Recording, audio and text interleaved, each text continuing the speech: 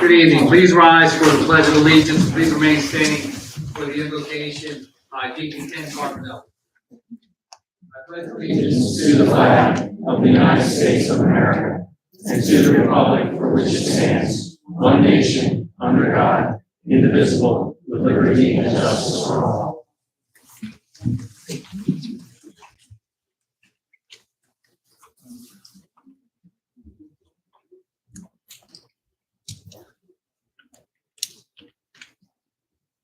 Let us pray.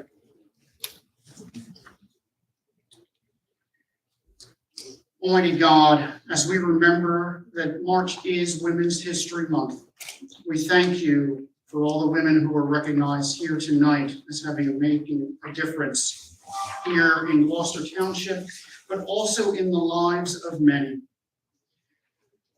We also want to give thanks to you for all the cherished women in our lives and throughout our histories, the mothers, the daughters, sisters, friends, and neighbors. We thank you for all the women in the world who are strong and wonderful in so many ways, standing up for truth and life. Watch over each and every one of them and keep them in your loving care. We also ask tonight that you will watch over and guide our leaders, that they may act justly, love mercy, and walk in your truth. I ask all these things through the name of Christ Jesus. Amen. Amen. Please be seated. Good evening. This regular meeting of the Township Council is being held in accordance with the scheduled meetings of the Township Council, established and adopted by Township Council, with scheduled designated time and date and place of this meeting. Adequate public notice of this meeting is provided pursuant to the provisions of the Open Public Meetings Act, and we are using electronic amplifying recording device in order to obtain a clear and audible record. And request all those wishing to speak be recognized, state your name and address for the microphone. The recording device will be solely utilized by the Township Clerk's Office for the preparation of minutes and shall be the official record of the Township Council meetings. Madam Clerk, members, roll call. Mr. Mignon. Here. Mrs. Albright Troxel. Here. Mrs. Grace Love. Here. Mr. Nash. Here. Mrs. Walters. Here. Mrs. Winters. Here. Mr. Mercado. Present. Mr. Carlemere. Here. Mr. Curtis. Here. Chief Harkins. Here. Mr. McGill. Here. Proclamation, Madam Clerk. Whereas the Township of Gloucester takes pride in recognizing March 2024 as Women's History Month, celebrating women of every race, class, and ethnic background, and their historic contributions to the growth and strength of our nation in countless recorded and unrecorded ways. And whereas National Women's History Week was first introduced to the nation in a message from President Carter designating March 2nd to the 8th, 1980 as such, asking Americans to recognize this week with appropriate activities. And whereas in the same year, Representative Mikulski, House of Representatives, and Senator Orrin Hatch co-sponsored a congressional resolution for National Women's History Week 1981, which demonstrated a wide-ranging political support for recognizing, honoring, and celebrating the achievements of American women. And whereas by 1986, 14 states had declared March as Women's History Month, and this state-by-state action was used as the rationale to lobby Congress to declare the entire month of March 1987 as National Women's History Month. And in 1987, Congress declared the month of March as National Women's History Month in perpetuity.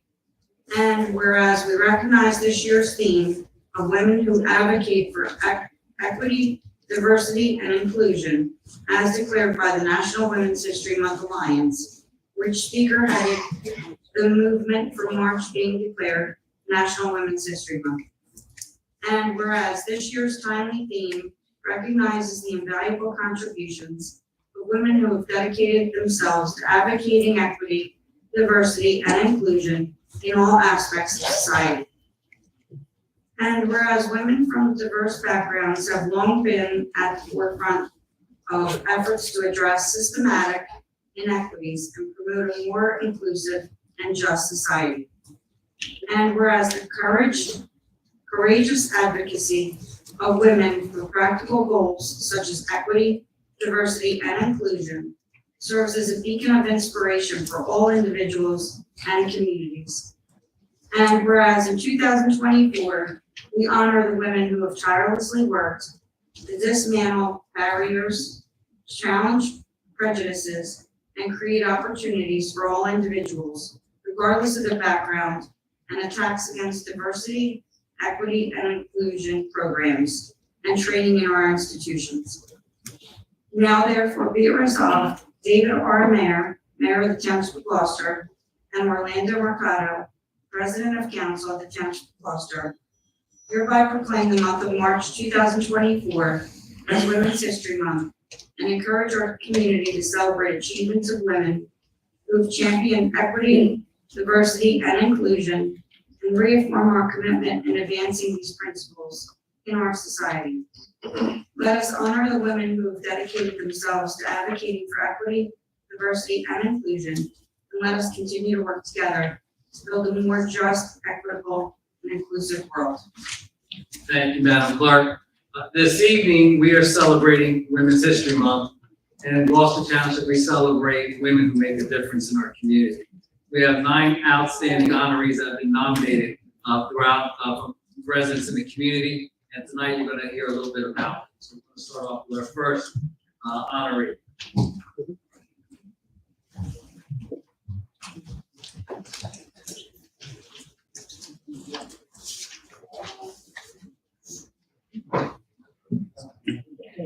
Good evening, everyone. Our first award, I'd like to introduce Pam Godey from Gloucester Township.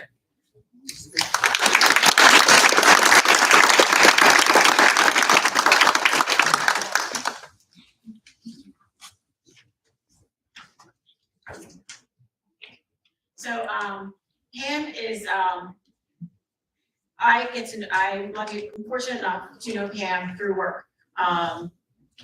So she has always been there. When I call her, she's right there, getting what I need within minutes. I call her something, somebody's showing up in the door, whatever I need, and she does that throughout our district. So I just want to,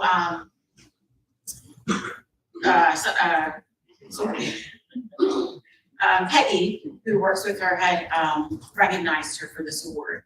So Pam has been married to Jim. They met in college at East Stroudsburg, where they met playing volleyball. They got married. They had raised 2 beautiful daughters. They're both twins, 29 years old, and she's going to be a grandmother this May. Pam, she's very giving. She's very dedicated to her family. She puts her family's needs, anybody else's needs before hers. And this is one of the reasons why Peggy had nominated her. She enjoys going to Ocean City. She enjoys playing pickleball. She enjoys watching the sunset. But most of all, she does for others. She is a devout Christian. And during her spare time, she gives to those who are in need. She gives meals. Even if she cannot prepare something, she will call and have it sent to their home. She helps to gather clothing and any other needs that families may need. She's been working in Gloucester Township for the past 9 years, so we're very fortunate. And she's been working with Peggy for the last 8 years. And Peggy was going through some hard times, and she was a really good support person, friend, confidant that she could always count on not only for work, but to be there strength-wise. And her strength, Kim's strength would give off to Peggy, and that would help her get through the day. Sometimes even just the hour would help her get through. But most of all, Pam likes to joke. So she is a jokester. So when I called her, we were just hysterical laughing for a few minutes before we were talking. So it's very nice to work with somebody, to be nominated by fellow coworkers, and to know that she does make a difference in our community. So Pam, on behalf of Mayor and Council, we would like to give you this award. And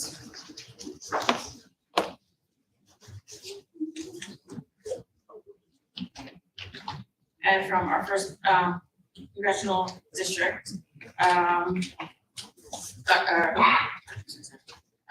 Norcross, and our new legislator, Paul Moriarty, Dan Hutchinson, Woody Miller, and from Camden County, Edward McDonald and Lewis. Okay, you're welcome.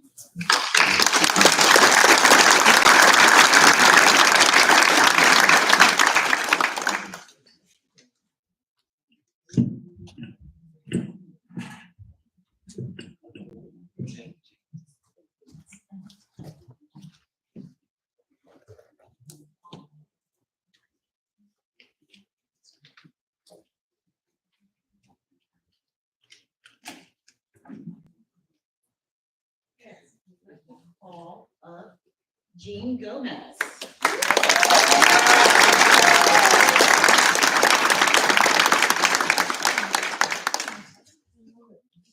Jean Gomez is here with her family. I just want to introduce some of her family. She's here with her lovely husband, John, of 39 years.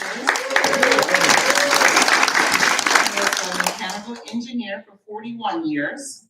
She's also supported here by her daughter, Lauren Bate, and Miss Bate is a marketing manager for NFL Corp in Camden. She's also here with her husband, who's a teacher in Cherry Hill School District and a baseball coach, and we are in the same basketball coach. And we are in the same district. Go Cherry Hill. Head basketball coach. That's right. She's also here with her son, Brian Gomez, who's a full-time firefighter and consultant. Thank you. And Brian's fiance, Miss Liz Law, is a special education teacher in Berlin school system. And you can see that they have a hardworking family that gives a lot to others. So thank you. So we have an award here for women who make a difference. And I enjoyed talking to you, although it was very brief on the phone for a few minutes. We know that our seniors are very dear to us in our community. And Jean, I said I wasn't gonna cry. I'm not gonna cry, 'cause I'm gonna make her cry. Because she knows that we talked a little bit about my mother who's disabled, but for her to do what she does and helps our seniors in our community is the great, great thing to do. And I'm honored to be able to tell the community what you've been doing here in Gloucester Township. You were nominated by your coworkers who are very fond of you, and they shared quite a bit of information about you. And I can't do it any justice, but to share. Are they here too? Okay. Okay. And it was a pleasure to read. So I'm going to read some of what they said about Jean. Jean has been here, and she shared with me it's the Senior Plus, right? It's not the Senior Plus. Yes. So we're gonna, she has been a driver for 19 years, where she has been making a huge difference in the lives of our older residents here in Gloucester Township. Every day, Jean picks up our seniors and takes them grocery shopping, banking, lunches, and other stops. Jean cares and loves dearly for seniors, like they were her own family, and she talked a little bit about that today too. She treats them like they're her own, like she would treat her own parents, and goes above and beyond to make sure that they are happy and safe in our community. Jean is always sprinkling a little extra kindness on her beloved seniors, or our beloved seniors, by making every Friday a treat day. And she shared with me that one day she was kind of up and just trying to figure out what else she can do, and decided, well, I'm just gonna make cookies and bake and stuff. And that's kind of snowballed into something she did every Friday for the seniors. She makes this a variety of snacks to cater to the seniors' special dietary needs. She takes that into account. It could be gluten-free or diabetic seniors. Jean knows her seniors on a personal level, giving them nicknames that provide a kind ear to those experiencing health and family issues. Jean can be seen navigating her senior checkout list, self-checkout line. She is familiar with their shopping list and will even give them alerts when their favorite products are on sale. Whether it's wheelchair or walker, Jean there to make the seniors feel safe and comfortable. In the event someone's having a bad day, Jean can keep a cool head and respond from a place of patience and compassion. It's more. Jean loves her seniors, and they love her back just as much. They give her the nickname Jeannie, Saint Jean, I like that one. And even made her the topic of night before Christmas poem detailing her bus driving antics. You gotta share a little bit of that.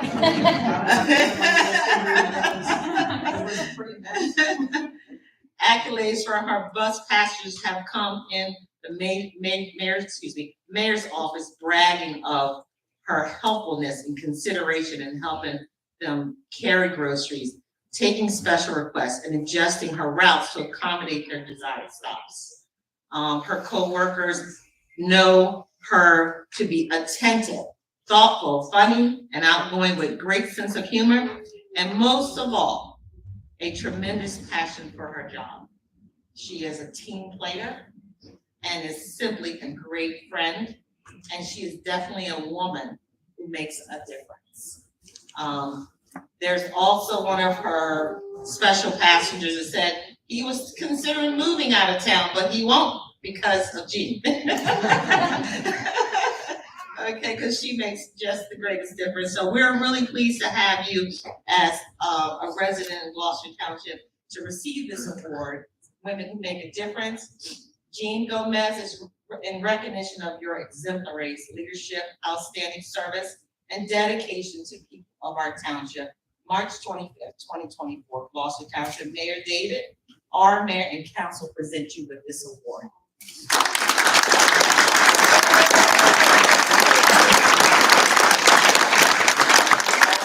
Citations from the state of New Jersey, from the Senator, the Senate, and the General Assembly.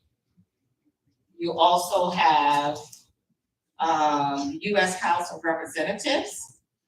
Congratulate you for being a woman who makes a difference, as well as Camden County Board of Commissioners. Congratulate you again on making a difference. So please take the podium.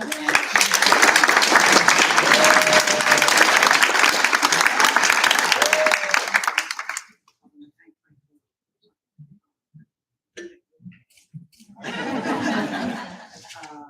you find a job that you really love, they say you do. That is very true. Job, you only see this as a one-on-one. Can't explain it. I found this long. So thank you very much, Sasha. I appreciate it.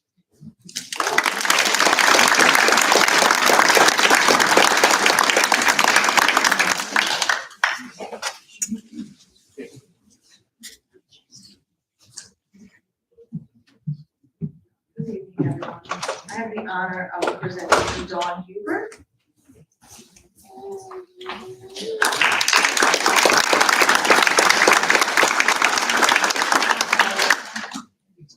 So Dawn was nominated by her daughter, which I thought was very different. We do these events a couple times a year, and it's not something we commonly hear where it's a child nominating a parent. So that's a great thing. I think it's something we should be very proud of.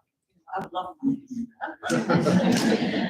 it. So she came here from Florida in 2019 and right away got involved in the schools and became part of the parent task force and the school advisory council, which she was part of similar things in Florida before coming up here. So it seems like she jumped right in. Their loss, our name. And she was able to use their prior experience from being down there and experiencing different things down there that she could use up here, you know, with trial and error, that maybe some of those things could work up here. So hopefully that's where it went, because she has a lot of accomplishments. Since she's been here, she's been part of the Highland Home and School Council. This list is a little long. The president and vice president of the Home and School Council. Now, mind you, she's only been here since 2019, and she's already stepped into that leading role. So that tells you something about her leadership characteristics. Being on those councils, she was able to get a student added to the council to have their input and let them have representation on the council. She was also able to get a teacher liaison added to the council so that you have both of those points of view, other than just the parents. I shouldn't say just the parents, other than she's also been an advocate and helped giving students a voice to bring forward to fix such issues. Some of the issues that she's tackled are inequality for the girls and boys sports equipment. So the boys baseball had batting cages in Highland, softball did not. Now they do. The boys had scoreboards, nothing against the boys. The boys had scoreboards and the girls didn't, but now they do, which also helped field hockey, because softball and using it enabled field hockey to be able to use it. And I know when my daughter played at Triton, we didn't have a scoreboard. Michelle knows this, so we had to do some fundraising, and we literally bought a scoreboard this big, you know, that had a button, and we could keep score and time on that, just so that the parents would have a clue what was going on if we showed up late or anything like that. But they were able to get a real scoreboard. One other big issue was the bathrooms apparently in the school were locked at different times because there weren't the teachers to monitor them and, you know, to keep everyone safe. So that was an issue that was brought forth by parents and students. So she tackled it a couple different times, you know. There's kind of complicated things that we can't do the first time you mention it, so sometimes it's, you know, you have to keep on going. And so it caused problems where since the bathrooms were locked, there were lines at the unlocked bathrooms. Teachers were stuck doing monitoring during their down periods, or sometimes they were late to their regular classes, you know, different kinds of things. And that's on both students and teachers to be late for different things with that. So after a couple times bringing it up, they got it resolved, and they used something called Smart Pass, which I had to ask what that was because I had no concept. So it's a program that allows them to kind of track the students and things through that, so they know, you know, this person's going to the bathroom every single day. But also to know that there are, I don't know what the number is, you know, 20 kids out of the room right now, you know, in the hallways or things like that. So just to be able to keep things safe for the students and the teachers. So it is better for both. She's been attending a lot of the school board meetings and continues to advocate for equality within the district. She's also working for safety for the students and teachers and parents. So one this year was an issue with illegal parking and the blocking of exits and views of pedestrians when they're walking through the grounds. So they brought it back to administration. After a few attempts, they got that resolved. And now it is a safer environment for everyone that's going through the parking lots. She's volunteered for multiple fundraising opportunities and helped to raise money for scholarships, and also help to increase the amount of scholarships they're able to give at a time so that you can help more students to further their education. And on the side, you know, she's a wife, she's a mother of 3 girls, and she's a manager of Cisco Foods and their supply chain for 30 years. So she definitely has the leadership abilities, whether it be personally or professionally. Her family obviously recognizes that with her daughter nominating her for this award, and I'd just like to congratulate her.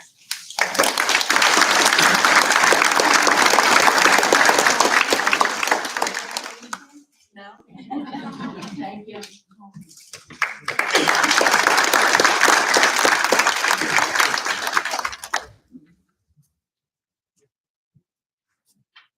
Everyone. My name is Jim Nash, and I have the honor of celebrating Linda Farad.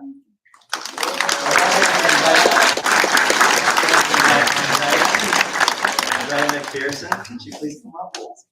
I'm not for Jimmy. All right, how about her daughter and her beautiful granddaughter? Come on up. Yeah, that's Yeah. a great idea.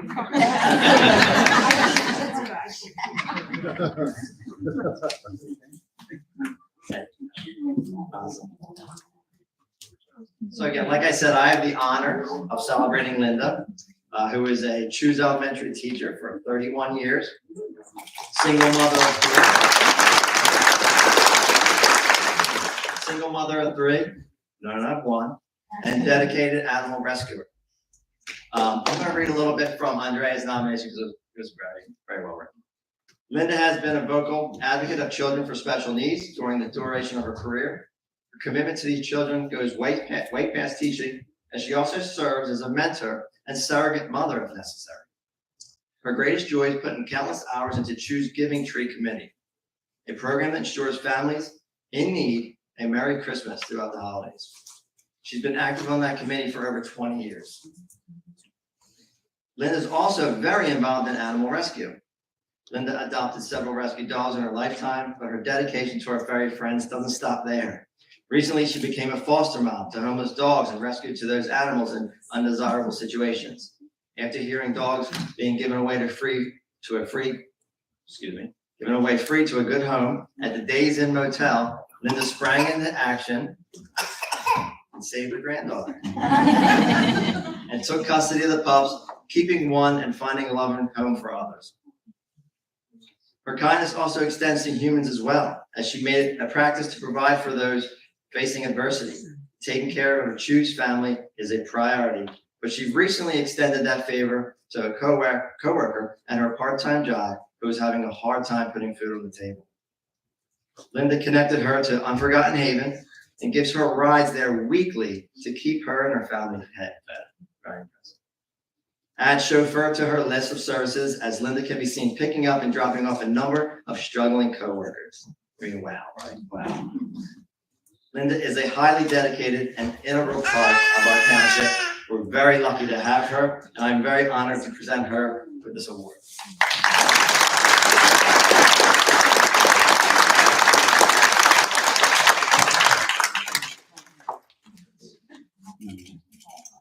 Thank you very much. Congratulations.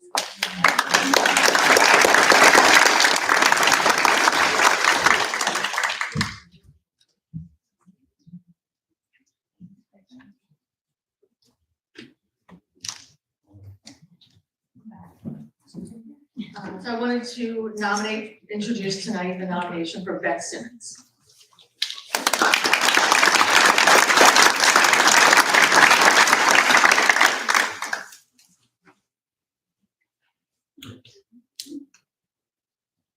So Beth was nominated by the principal of Highland, Mr. Varga, and I started writing out notes and things like that after reading through it and talking to her, and I realized that they kind of wrote it all out for me, so I'm just going to go by the list that they gave me instead of, doing it twice.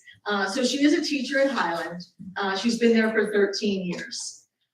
So her professional accomplishments while she's been there, and the list is kind of long, and it's nice to see people that are so involved in their job and their livelihood, and our kids too. So she has been assistant athletic director. She is an English teacher. She teaches English 1, English 2, American Studies, and journalism classes. She also is part of the Highland RTI, which I don't know if any of you know what that was, but I had to Google it because I didn't know what it was. So it's the response to intervention program. So they help with, tell me if I'm right, they help with students and making sure they're on track and keeping them moving forward in the direction in which they should be going at all levels, right? Whether it's children that are struggling or the ones that are, doing above and beyond. Yes, okay. She's also part of the INRS program, which I wasn't sure what that one was. Oh, okay, all right, so it's on here twice. Okay, that's probably why I can't find it. So she also is involved in setting up professional development on a national and district level for the teachers. She does peer mentoring of Highland Advisor, peer mentors the Highland Advisors. She does the Twilight Alternative Program, which I didn't know what that was. It's now known as CARES Alternative Program. So it's when they can't attend our schools any longer, and they go to, and I Oh, okay. I didn't know what that was. Wellness team leader, the head women's track and field coach. She's a facilitator for the No Place for Hate. Supervisory certificate, standard certificate for teaching special ed and teacher of English. And then personally, she's kept herself very busy also. Committee chair for Troop 96 for Boy Scouts, secretary for Woodland PTA, competed in the 2004 and 2008 USA Olympic trials, which, yeah, we don't reach too many people that, get that far. So that's quite an accomplishment. Competed professionally in USA and World Track Circuit from 2000 to 2010 in countries such as Canada, Mexico, Jamaica, Trinidad, Spain, Ireland, Finland, Greece, and England. So she's been all around for us, representing us. Winner of Penn Relays, Olympic Development Division, inducted into the Wheaton College Hall of Fame for individual athletic accomplishments as well as team athletic accomplishments. Also the NCAA individual high jump champion outdoors. She's been a 6-time All-American, holds the Wheaton and Gettysburg College indoor and outdoor school records, and she's participated in the Woodbury Relays winner in high school. So she's been extremely busy. You can see her leadership skills obviously are on track and field, but they're obviously at the schools also, and she is demonstrating that through all the different things that she's involved in and being recognized for those characteristics. Hopefully our children are getting everything they can out of her, but it sounds like they are, so that they can learn and build and grow from her experiences to better themselves. So on a side note, she has a husband and she has 2 kids that I'm sure keep her very busy other than all of those kind of things. And I take this time and I present you with these points.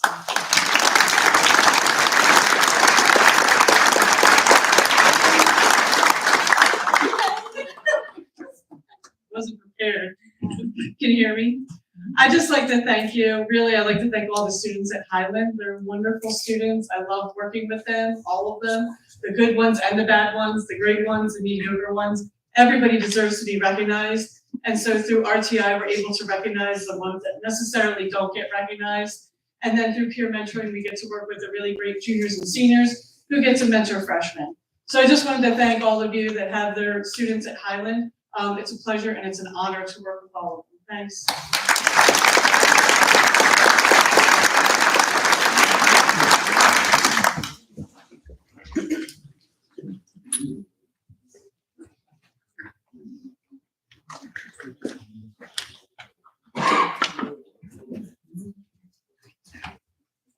Good evening. Next up, we have Wendy Sindoni.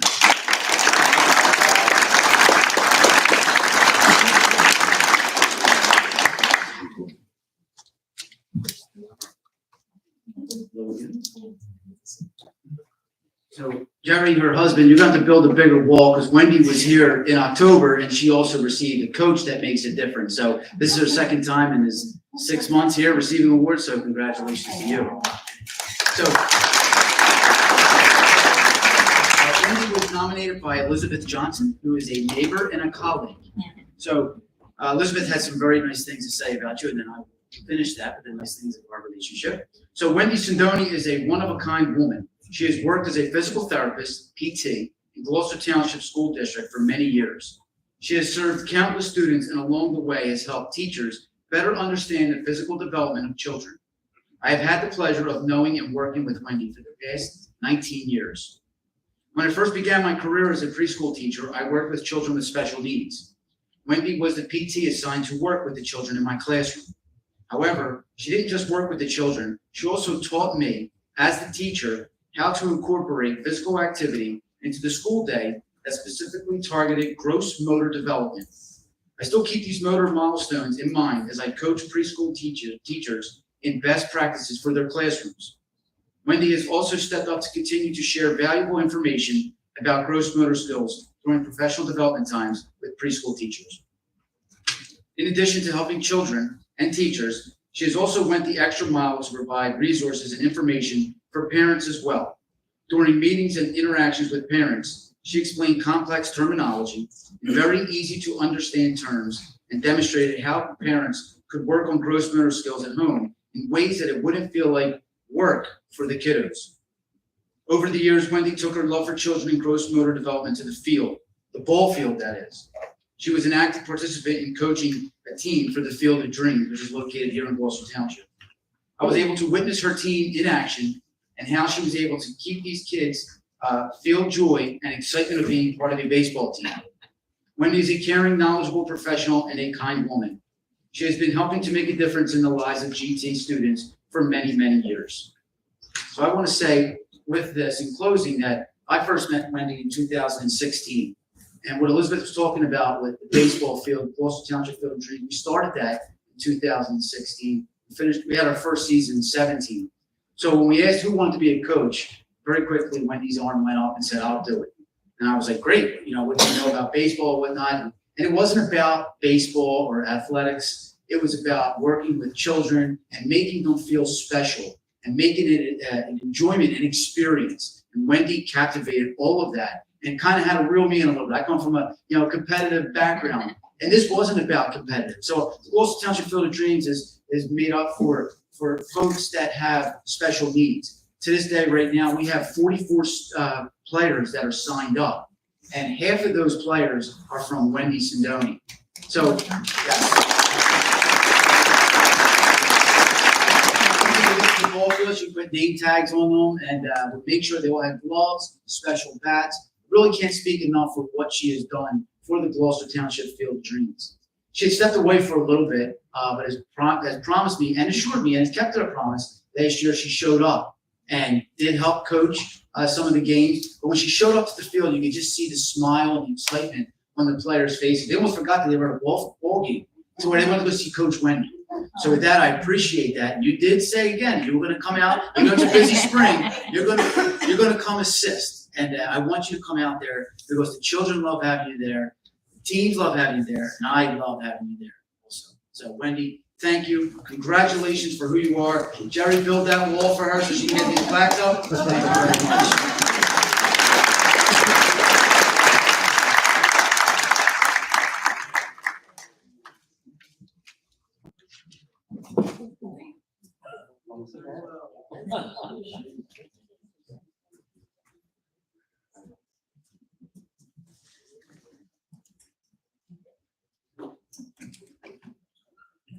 Good evening. Our next honoree is Takesha Jones.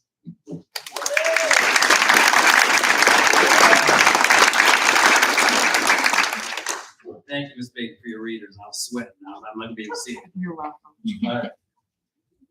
I'll start off with a comment that was made from a colleague.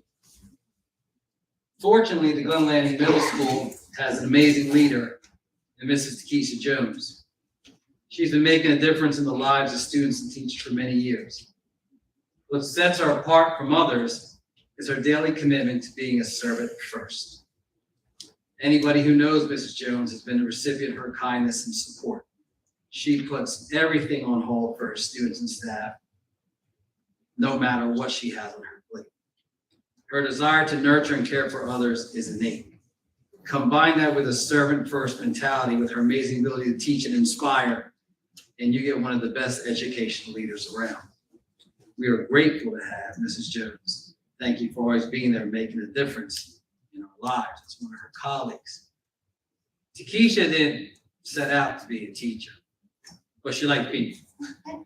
She was born and raised in Philadelphia, Pennsylvania, graduated from Philadelphia High School for Girls, attended and graduated from the HBCU Lincoln University with as an education major. During Lincoln, she was heavily involved in student government. She was the treasurer of student government, and there's some other person who was the vice president, then became the president. She runs some city in Philadelphia now. Sherelle Parker. All right, so her and Sherelle were running things at Lincoln University in the early 90s. She attended and graduated St. Joseph University in 2006 and received a master's in education leadership. Her first job out of college was at Pleasantville, in the Pleasantville School District, teaching math and science. And in 1996, the Gloucester Township Public School District stole her and she has been an employee of the Gloucester Township Public School District since 1996. First teaching ELA at Charles W. Lewis Middle School, serving as a vice principal from 2006 to 2016, then becoming a vice principal at Erie Elementary School from 2016 to 2019, and then becoming the principal at Glen Landing Middle School. She has been honored not once, but twice by Gloucester Township and during Black History Month for her contributions to our community. She is involved in her community. She lives in Delaware County. She's involved in Special Olympics. She also serves as the procurement committee for her son's school. So she's going around shaking down businesses for contributions to her son's school. She is a team mom for the basketball team, and in her youth served as a block captain in Philadelphia. She is joined today by her two sons, Ernest Jr. and Tyrone. One of the things when she was nominated by her colleague, me. So we spent some time on the phone, and one of the things that I've always admired about Takesha is her courage, her strength, her kindness. She is a well-respected colleague and staff member of the Gloucester Township Public School District, caring and nurturing. And when life threw her a curve 3 years ago, she responded and moved forward. Her and I shared a conversation how my mother lost her husband at a young time in her life. And I said to Takesha, you try to make life as normal as possible for your children. And she has done it. She's played both mother and father to her children. And I thought about it. There was a song that came on the radio today, Superwoman by Alicia Keys. And I think this embodies Takesha, that even when I'm a mess, I still put on a vest with an S on my chest. Oh yes, I'm a superwoman. You are a superwoman. Congratulations on behalf of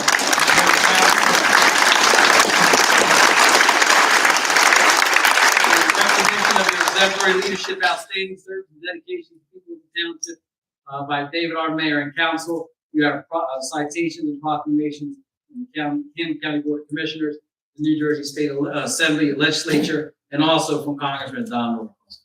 Congratulations.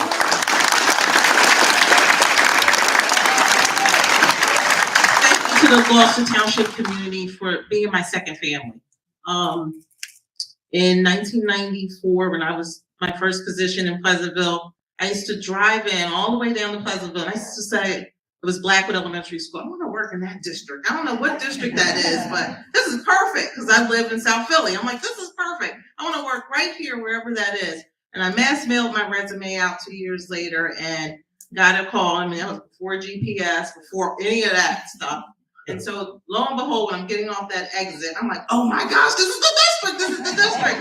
I was so excited to be in Gloucester Township, and I had declined all these other job opportunities that I had received because I was just so hopeful that I would come here, because for those 2 years I was saying, like, I want to work wherever that is.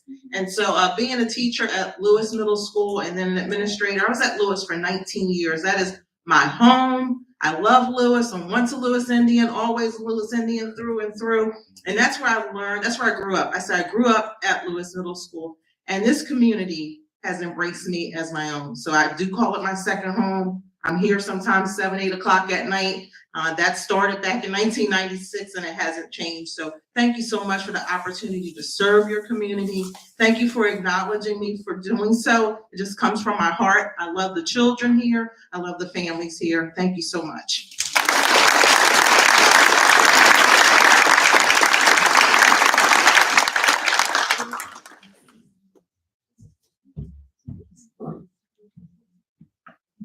Well, we have another candidate who happens to be a friend of mine, who was nominated by the pastor of our church. We both go to Jews United Methodist Church. Rhoda Wuss, come on down.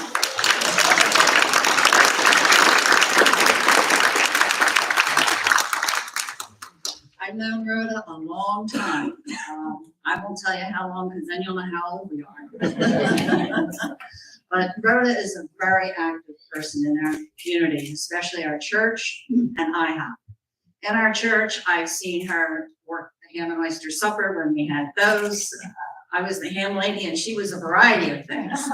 Wherever we needed her, that's where she would be. Sunday school, collections, communion. She was always doing something to help the church. And if we needed somebody to fill in, Rhoda was there to always help us, which was just amazing. Because you never know, in the church, somebody might be sick and they're supposed to do something and they don't show up. Rhoda was always there. You're welcome. And Rhoda was also IHOP. Did anybody ever hear of IHOP? Yeah. Well, Rhoda, the IHOP is the interfaith community for the homeless people, adults and children. And Rhoda, every year since for many years, at least 25 years that I've known her, has spearheaded the IHOP from our church. You have donated money, you have created the fundraisers that they've had, you've found them homes, you've given them food, you've done so many things for the homeless, and there's hundreds of them. We don't realize there's that many people that are homeless, but Rhoda does, because Rhoda took care of them. She takes care of them every year she does this. She's also on our board of trustees at our church. And how many positions have you held there? Quite a few. Yeah. Yes, yes. So Rhoda has such a variety of things, but if you'll notice, most of the things that she has done are through her faith. She's a very Christian woman. She cares about people. And it doesn't matter who you are. If you need help, Rhoda will help you. We all need people like that in our community. A whole lot of them. So, and we happen to have a person here that nominated you. But I'd like to have all the people who came for Rhoda, please stand up.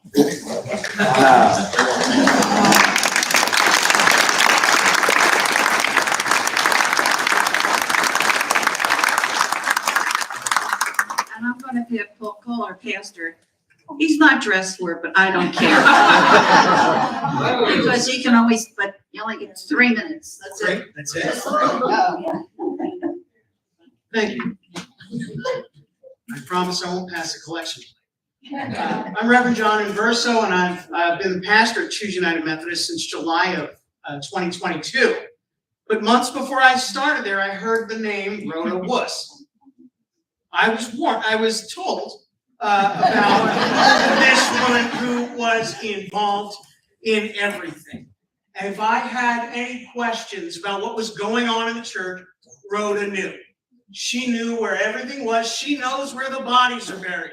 Literally, because she's on our cemetery committee. So over the past year and a half, as I've been there, I've gotten to know Rhoda pretty well, and I've gotten to see that, yes, all those things that I was told were true, but so much more. I've gotten to see her serve in 1,000 ways, and always without demanding recognition or just humbly and faithfully serving in any capacity. When I learned about all of her involvement in ministries like IHOC and so many other things outside of the church, my admiration and respect for Rhoda grew. And so it was my honor to nominate her as a woman who makes a difference. You're welcome.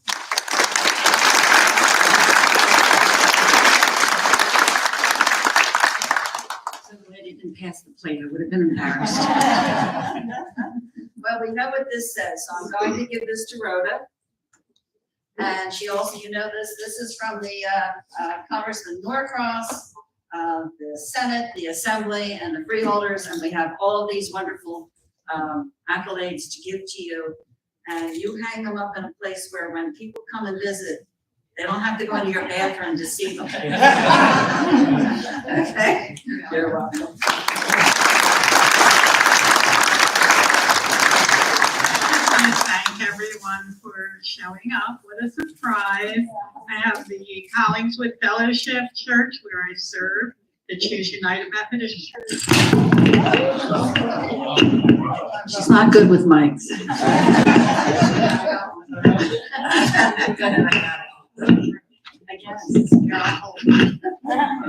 So thank you all for surprising me tonight.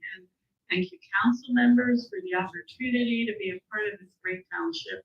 And thank you, Helen and Amanda. For getting us involved in the sports, the Field of Dreams. Field of Dreams. Yeah. Thank you all. God bless.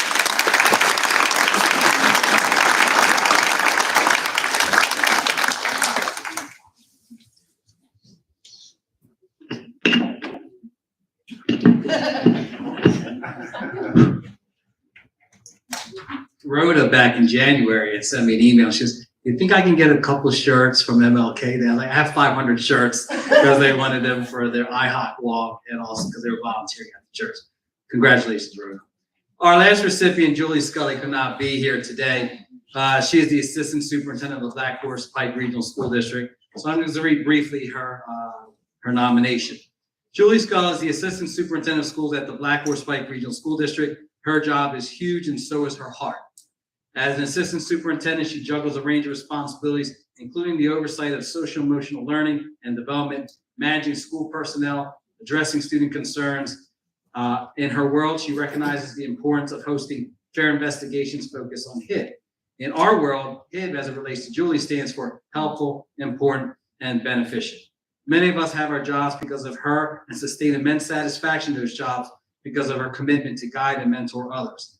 As a former director of counseling, Julie knows all too well the nuances of customer service and support.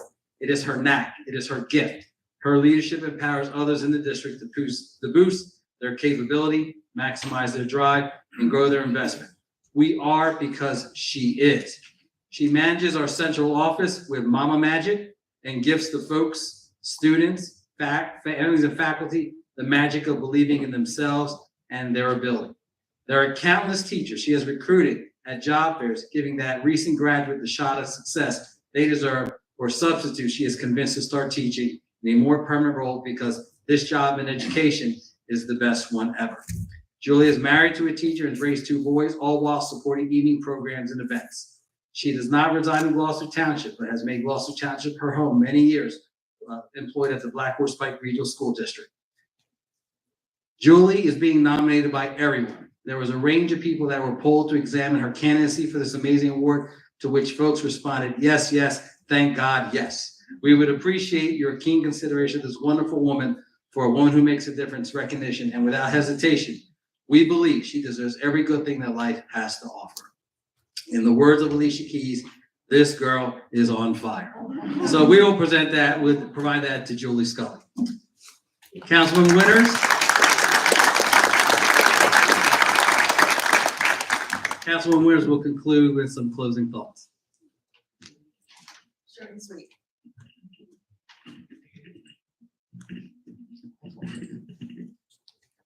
So I was asked to give the closing remarks, and everyone knows why we're here and what an amazing group of women that we have, so this will be short and sweet.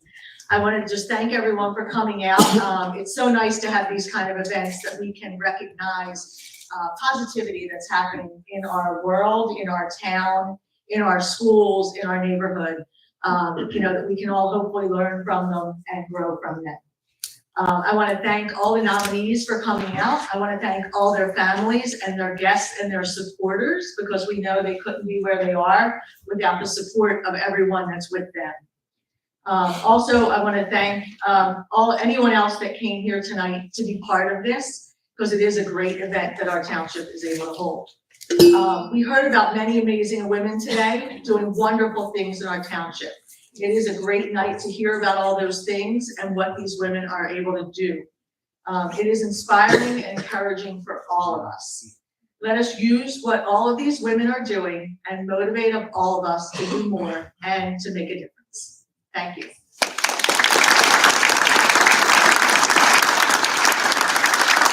This concludes our program. We can have all the recipients up here. We have a few pictures for the social media page for the township. Thank you. We'll take a 10-minute recess.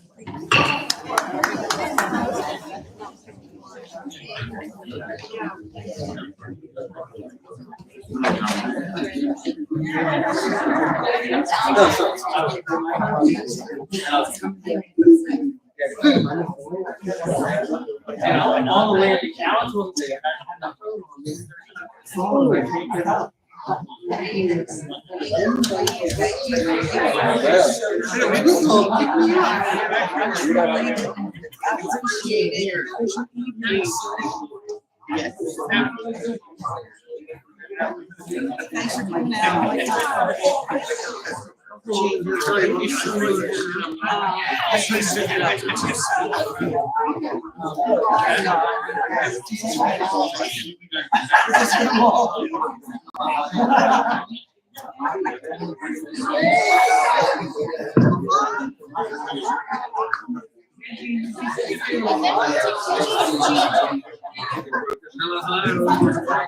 you.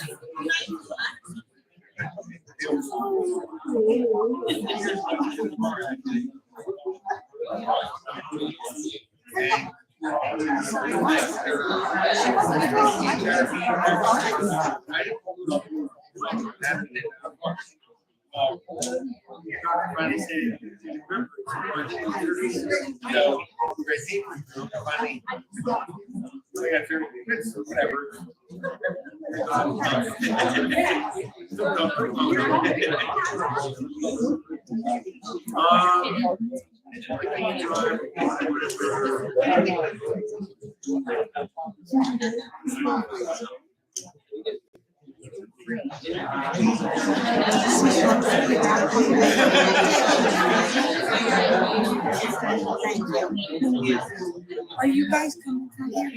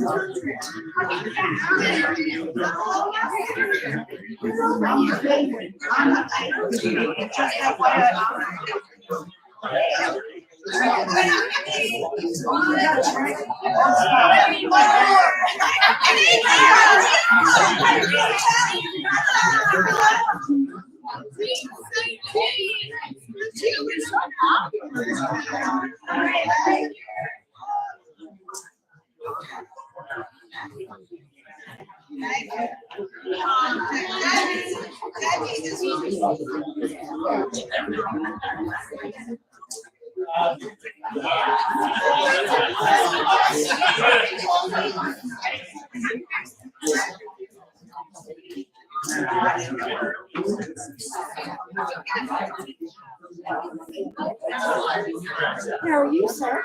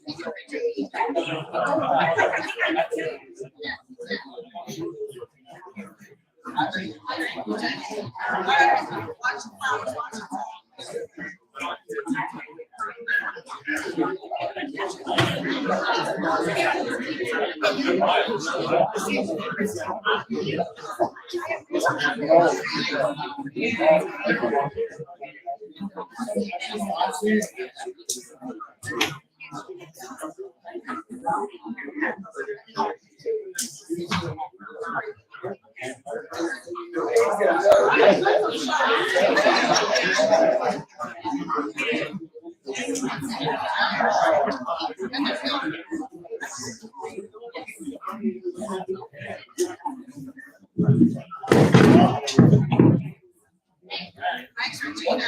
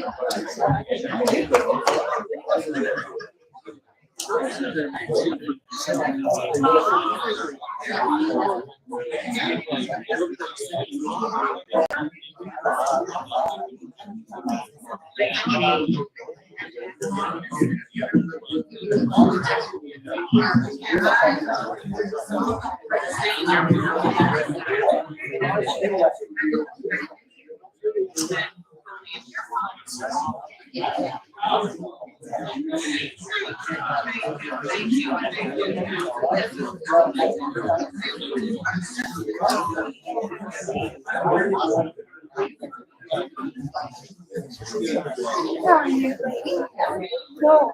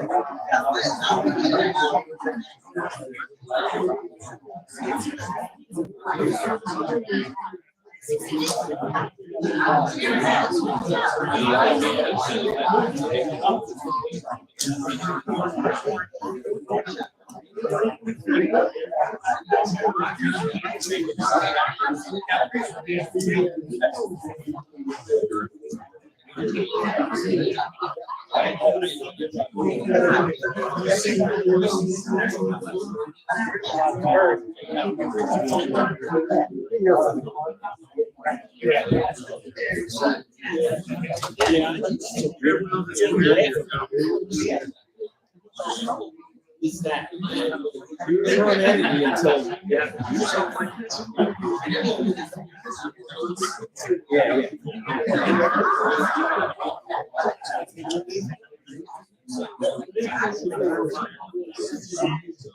you just gotta get on the place with it. Yeah, yeah, like she's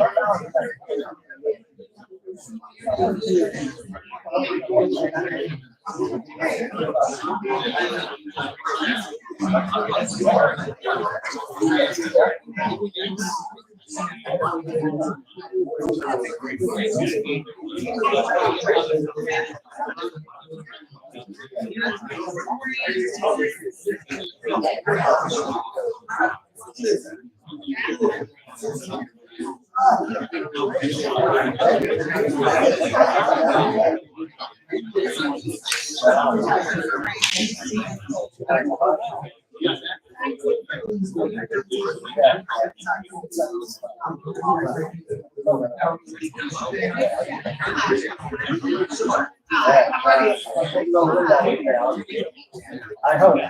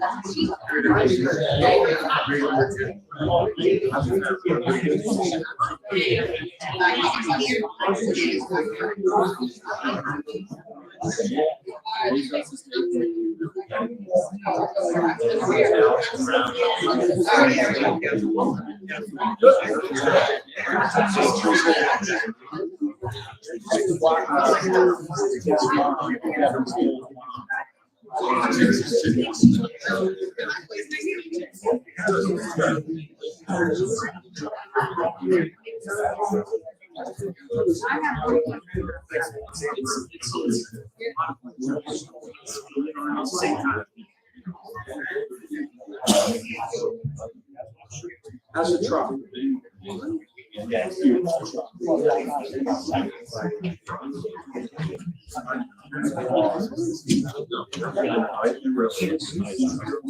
I love how it tucks in.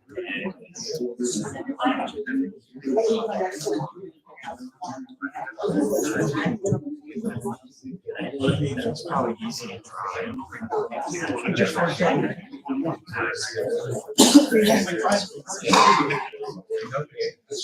Yeah. I can't imagine like that's a big back wheels. They're like they live on they just yeah. That's awesome. And it's all you want to do. That's awesome.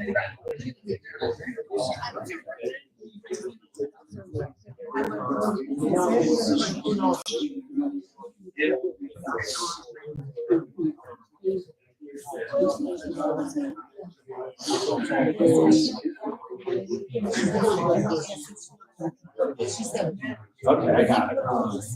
I figured that. Before I resume the meeting, Madam Clerk, run the roll call, please. Mr. McGinn. Here. Mrs. Albright Troxel. Here. Mrs. Grace Love. Here. Mr. Nash. Here. Mrs. Walters. Here. Mrs. Winters. Here. Mr. Mercado. Present. Mr. Carlemere. Here. Mr. Curtis. Here. Chief Harkins. Here. Mr. McGill. Here. Mrs. Eric. Here.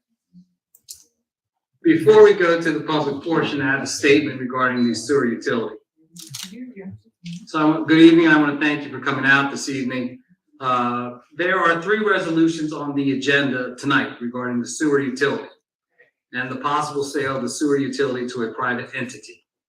Those resolutions are 1, a resolution to name a special conflict attorney, 2, a resolution for a request for bids, and the 3rd resolution is to send a resolution to the New Jersey State Comptroller that is needed due to the fact that any possible sale may exceed $12.5 million.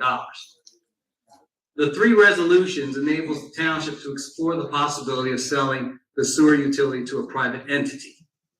In this format, neither council nor the mayor can unilaterally authorize the sale of the sewer utility to a private entity.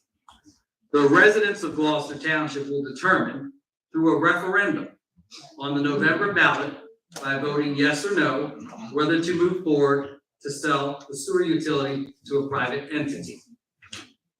Bid specifications will be put together and will be put out to the open market to allow any private entity to bid on the sewer utility. Once bids are received, the bidder and the winning bid amount will be placed on the ballot in November, as a referendum, and the residents of Gloucester Township will determine whether or not to proceed in selling this asset. The proceeds of the sale, any proceeds of the sale of the sewer utility must be used to reduce or retire the outstanding debt of the township. Lastly,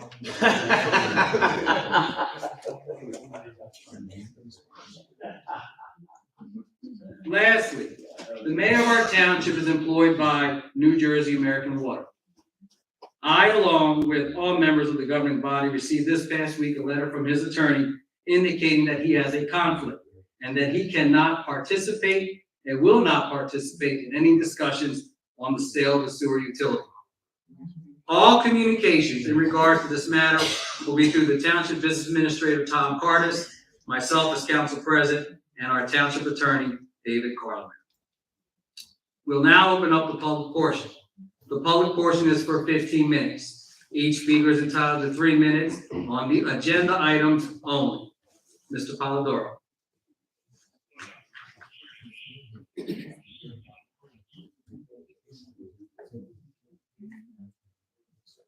Good evening, Council. Ray Polidoro from the Historic Village of Ariel. I'll ask Council President, in the event that more hands are raised for this public portion, you would more than consider extending this public portion. We have a 15-minute public portion for agenda items, and we also have a 30-minute portion when anyone can speak upon it. This is a matter that's going to be ongoing for several Before you months. vote, if you see more hands raised, it would be nice if you would extend that period, We're going to please. keep it at 15 minutes. I just ask that anyone who has comments, keep their comments. So you don't want to hear from, you'd rather not hear from the public. Okay, thank you. We'll move on. We'll move on. Before we go on, we'll pause the clock. If a question is going to be asked from the public and you want a response back, please allow the speaker, whoever it may be, to respond back. If you do not want to hear from that speaker, then continue with your comments. I'm going to be making some statements because it's only a 3-minute window. Please continue, Mr. Polidoro. Okay, so we have in the past come here and asked this township, including the administrator, if you dissolved and absorbed the MUA, and you said you were looking to save money. We asked if you did a cost-benefit analysis. We asked you how much money you saved. You've never answered the question, and still to this day, I'm sure cannot answer that question. That being said, the MUA has functioned in this township for a long time. They have maintained a very reasonable bill at an average of $45 per quarter. They come out at night, weekends, and all times of the day and night and solve our sewage issues. And you always see them out there.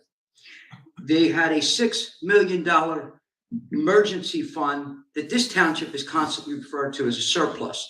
They chose to use that in case of an emergency.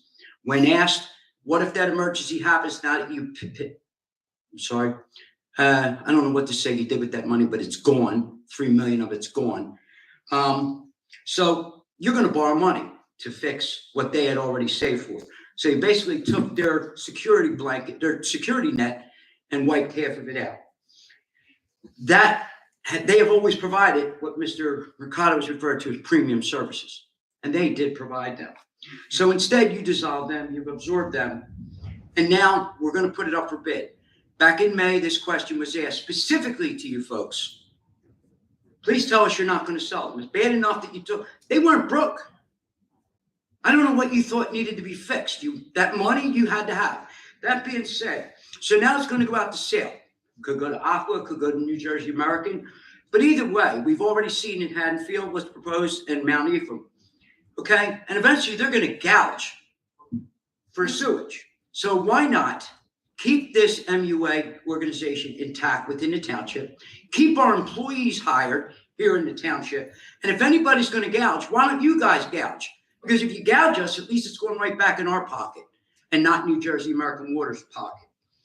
So all that you've done is you destroyed something that was good, and now you're going to put it out for sale like a fire sale. And you have people here that may be out of a job. Thank you, Mr. Polidoro.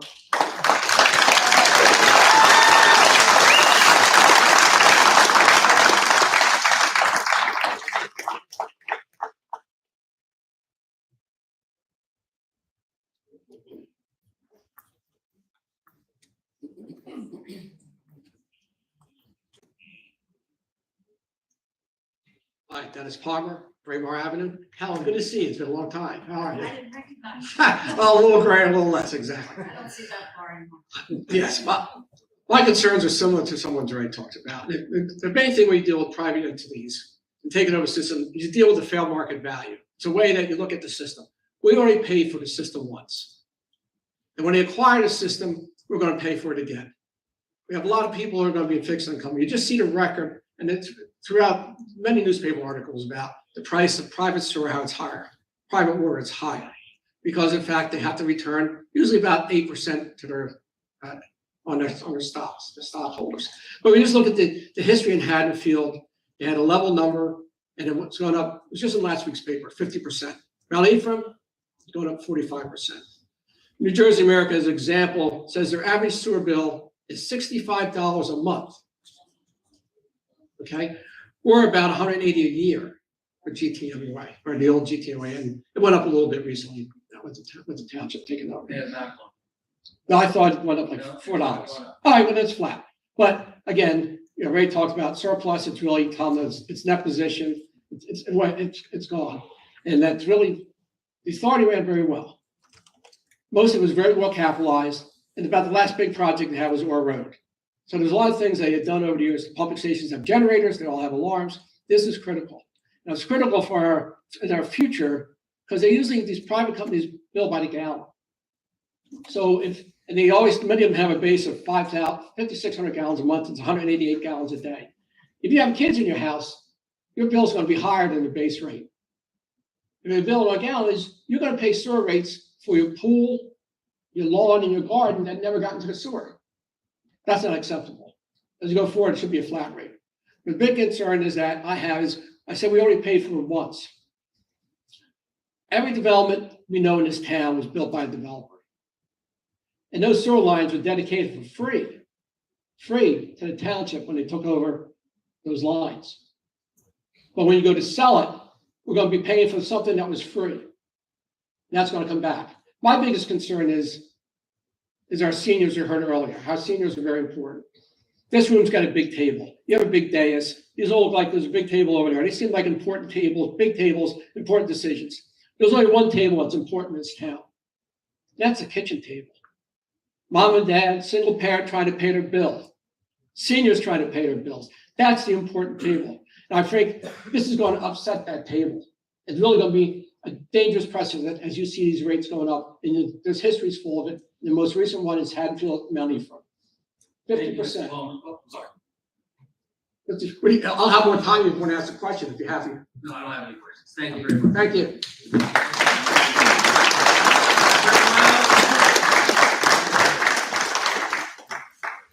Thank you, Council. David Haig, Highland Village. My neighbor is the Highland Village pumping station. When there's an issue there, and there's been many, I call the phone number, there's 24-hour service. My fear is when a contractor's there, they only care about profit. They don't care about coming at it 2 o'clock in the morning to fix a problem. I say no to the sale and turn it back to the MUA and give them their $6 million back.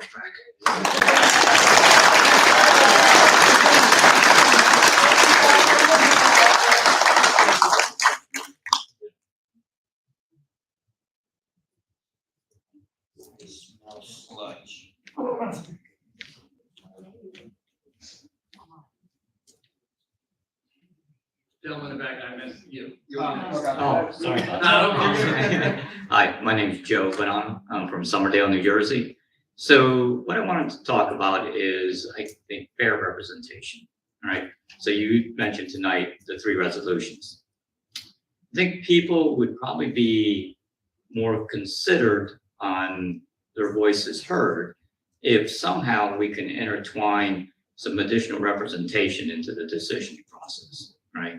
So that could be an advisory committee of 4 or 5 people that can get involved with the council, that would understand the facts as they go through the process, right? Because we've been residents for almost 42 years here in Gloucester Township. And we've always, and if we ever had a problem, the GTMUA, they've been, like you said, Doesn't matter. It could be a storm, it could be snowing outside, it did not matter. So they're an important part of our community.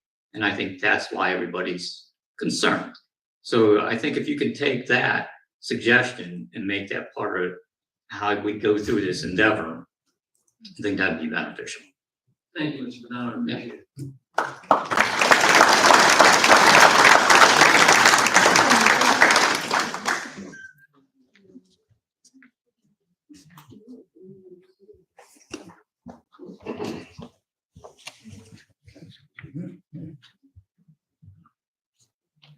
Anthony Calabrese. For those who don't know me, I am the shop steward, one of the shop stewards for the employees at the Gloucester Township MUA.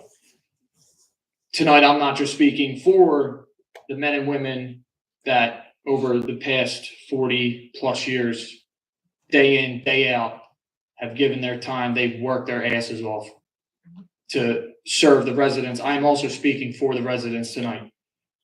A lot of the people, a lot of the employees that found out about this was from a Facebook post. And since day one of this dissolution, I think it's absolutely disgraceful. I think it's embarrassing, and I think it's an insult to everybody that has been employed there. The fact that this is the way we found out is unacceptable. You have people that bust day in, day out again for this township to make sure that this system, which is one of the biggest in New Jersey, not many people can come in, know what we do what we do the way we do it.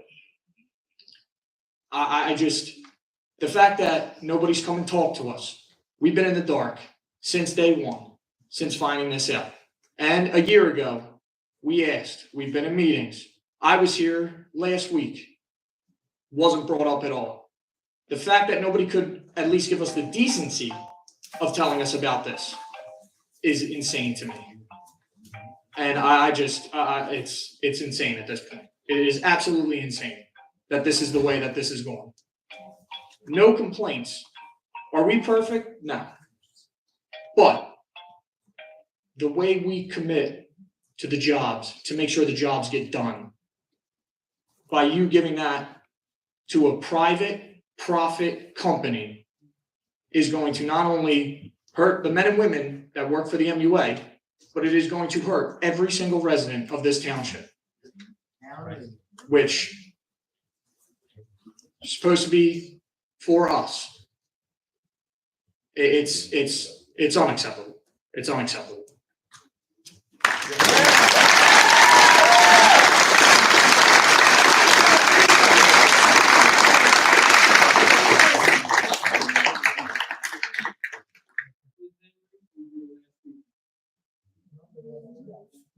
Ms. Andrew?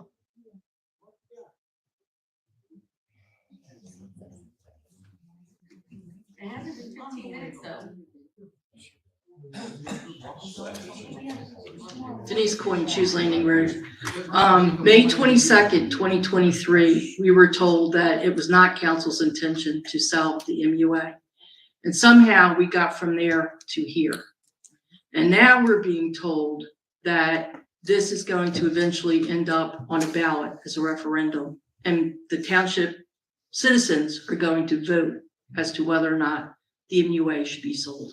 And my question to you is, how do you expect citizens to vote on something they know nothing about? Thank you.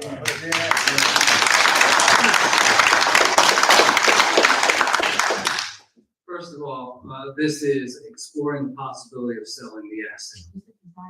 Bid specifications have to be put together. And when it's put out to the market and there's responses to those bids, the bid, the entity that's interested in purchasing the winning bid is put on the ballot. During that time period, putting those bid specifications, we will have workshops, is that correct, Mr. Cardis? Possibly in putting those bid specifications together and working with the special counsel on that. As we move forward with it, this has to go to the comptroller's office. The comptroller's office has 30 days to review the bid specifications and ask any questions of the township moving forward. Once that bid, someone has bid on it and the winning bid, that along with the amount is placed on the ballot in November. So there will be an education process leading up to that process. But ultimately, the residents of Gloucester Township will decide whether or not to sell this utility. There's not an MUA, it is a utility of the township. Okay, so how did we get from May 22nd to here? Did I say that we were not selling May 22nd? I was not at that meeting. Yes. Council I said, was not at that meeting. council He did, said, to my face. you're part of council. Council said, Can we not have any shouting out from the audience, please? Yes. Council said? yes. Council said that, quote, if it was your intention to do that, that's what they would be doing on May 22nd, 2023. That's not what we're doing. That's what was said. So somehow we went from that to the residents being told and assured that that was not happening to less than a year later, here we are. And the employees had no clue that this is where we were going to land tonight. So I don't understand how the citizens of this township can have any faith and any belief that they're going to be kept in the loop and be informed, and you guys are going to be transparent about what's happening.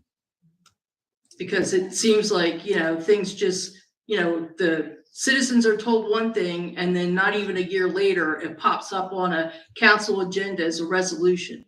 And that's how, if you happen, how many people come to these meetings? 5. So if one of the 5 people happens to read it and see that it's on there, that's how we find out.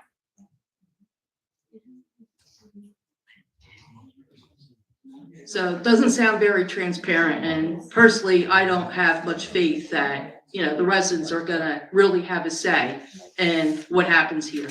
And I think this was planned from day one, and that we were not told the truth on May the 22nd, 2023, when a number of us specifically asked if this was the plan, and we were told it was not.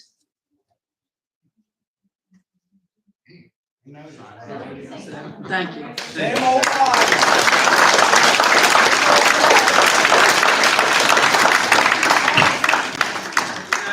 First public portion.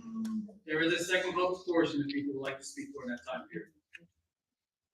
Bid reports. Special counsel conflict attorney. May I have a motion? I'll make that motion. Is there a second? On the question? Roll call, please. Mr. Mignon? Yes. Mrs. Albright Dropsel? Yes. Mrs. Grace Love? Yes. Mr. Nash? Yes. Mrs. Walters? Yes. Mrs. Mears? Yes. Mr. Mercado? Yes. Next is ordinance, the second reading. There will be a public hearing on that ordinance. Ordinance 0-24-05, ordinance of the Township of Gloucester County of Camden, State of New Jersey, adopting prohibited uses to the land development ordinance. What this does is amend section 401K of the general regulations to add the following: that parking and overnight parking and storage of semi-trailer trucks, tractor units, and semi-trailers, except when associated with the operation of permitted use, and storage of material in semi-trailers or temporary trailers, except during loading, unloading associated with the operation of a permitted use. Now open up the public hearing on this ordinance. Does anyone like to speak on this ordinance? Seeing none, close the public hearing. May I have a motion? I'll make that motion. Is there a second? On the question, roll call, please. Mr. Mignon? Yes. Mrs. Albright Dropsel? Yes. Mrs. Grace Love? Yes. Mr. Nash? Yes. Mrs. Walters? Yes. Mrs. Mears? Yes. Mr. Mercado? Yes. Next is ordinance 0-24-08. I'm sorry. I jumped ahead. I'm sorry. Next is ordinance 0-24-07, an ordinance of the Township of Gloucester, County of Camden, in the state of New Jersey, amending ordinance 0-03-03, land development to adopt an updated zoning map. This delineates of the inclusionary affordable apartment overlay, delineates the new vision family residential overlay district. It revises the redevelopment area boundary of the College Drive redevelopment area. It delineates the Lakeland Complex Phase 2 redevelopment plan boundary. It delineates the Little Pond overlay district boundary. It delineates the Lakeland Complex Phase 3 redevelopment plan area boundary, and delineates the Brittany Woods redevelopment plan area boundary. And what it does is it's amended that's the adoption of the zoning map within the township limits assigned to each district, and the locations of boundaries were established by this article shown upon the zoning map entitled Zoning Map, Gloucester Township, Camden County, New Jersey. I'll open up the public hearing on this ordinance. Does anyone wish to speak? Seeing none, we'll close the public portion on this ordinance. May I have a motion? I'll make that motion. On the question, roll call, please. Mr. Mignone? Yes. Mrs. Albright Troxel? Yes. Mrs. Grace Love? Yes. Mr. Nash? Yes. Mrs. Walters? Yes. Mrs. Winters? Yes. Mr. Mercado? Yes. Next is ordinance 0-24-08. It's a first reading. Ordinance amending ordinance number 089-14, known as the Construction Code Enforcing Agency of the Township of Gloucester, known as Chapter 20 of the Code of the Township of Gloucester, County of Camden, State of New Jersey. What this does is the amendment of fees for plan review fees and construction permit fees. May I have a motion, please? I'll make that motion. Is there a second? On the question, roll call, please. Mr. Mignone? Yes. Mrs. Albright Troxel? Yes. Mrs. Grace Love? Yes. Mr. Nash? Yes. Mrs. Walters? Yes. Mrs. Winters? Yes. Mr. Mercado? Yes. Next is ordinance 0-24-09. Ordinance amending chapter 51 of the Code of the Township of Gloucester entitled Fees of the Code Book of the Township of Gloucester, County of Camden, State of New Jersey. This amends the fees for the municipal pool. There will be a second, they'll be hearing at the second reading. May I have a motion, please? I'll make that motion. On the question, roll call, please. Mr. Mignone? Yes. Mrs. Albright Troxel? Yes. Mrs. Grace Love? Yes. Mr. Nash? Yes. Mrs. Walters? Yes. Mrs. Winters? Yes. Mr. Mercado? Yes. Next is our consent agenda. Any council member would like to have any item removed, please speak up. Hearing none, I entertain a motion to accept the consent agenda as presented. Make that motion. On the question, roll call, please. Mr. Mignone? Yes. Mrs. Albright Troxel? Yes. Mrs. Grace Love? Yes. Mr. Nash? Yes. Mrs. Walters? Yes. Mrs. Winters? Mr. Mercado? Yes. Resolution 113, resolution of the Township Council of the Township of Gloucester authorizing issuance of requests for the bids for sale of wastewater collection and conveyance system. May I have a motion? I'll make that motion. Is there a second? On the question, roll call, please. Mr. Mignone? Yes. Mrs. Albright Troxel? Yes. Mrs. Grace Love? Yes. Mr. Nash? Yes. Mrs. Walters? Yes. Mrs. Winters? Yes. Mr. Mercado? Yes. Resolution 114, resolution of the Township Council of the Township of Gloucester authorizing submission of pre-advertisement notice to the Office of the State Comptroller. May I have a motion, please? I'll make that motion. Is there a second? Second. On the question, roll call, please. Mr. Mignone? Yes. Mrs. Albright Troxel? Yes. Mrs. Grace Love? Yes. Mr. Nash? Yes. Mrs. Walters? Yes. Mrs. Winters? Yes. Mr. Mercado? Yes. Resolution 115, resolution to make budget transfers between appropriation reserves in the calendar year 2023 current fund budget. May I have a motion, please? I'll make that motion. Is there a second? Second. On the question, roll call, please. Mr. Mignone? Yes. Mrs. Albright Troxel? Yes. Mrs. Grace Love? Yes. Mr. Nash? Yes. Mrs. Walters? Yes. Mrs. Winters? Yes. Mr. Mercado? Yes. Resolution 116, resolution of the Township Council of the Township of Gloucester, Camden County, New Jersey, authorizing the public sale or auction of a vacant parcel of land known and designated as 351 Manding Road, Blackwood, New Jersey, 08012, Block 2401, Lot 4, as shown on the tax map of the Township of Gloucester, pursuant to NJSA 48:12-13. May I have a motion? I'll make that motion. On the question, roll call, please. Mr. Mignone? Yes. Mrs. Albright Troxel? Yes. Mrs. Grace Love? Yes. Mr. Nash? Yes. Mrs. Walters? Yes. Mrs. Winters? Yes. Mr. Mercado? Yes. We have a few GTE Gov access emails.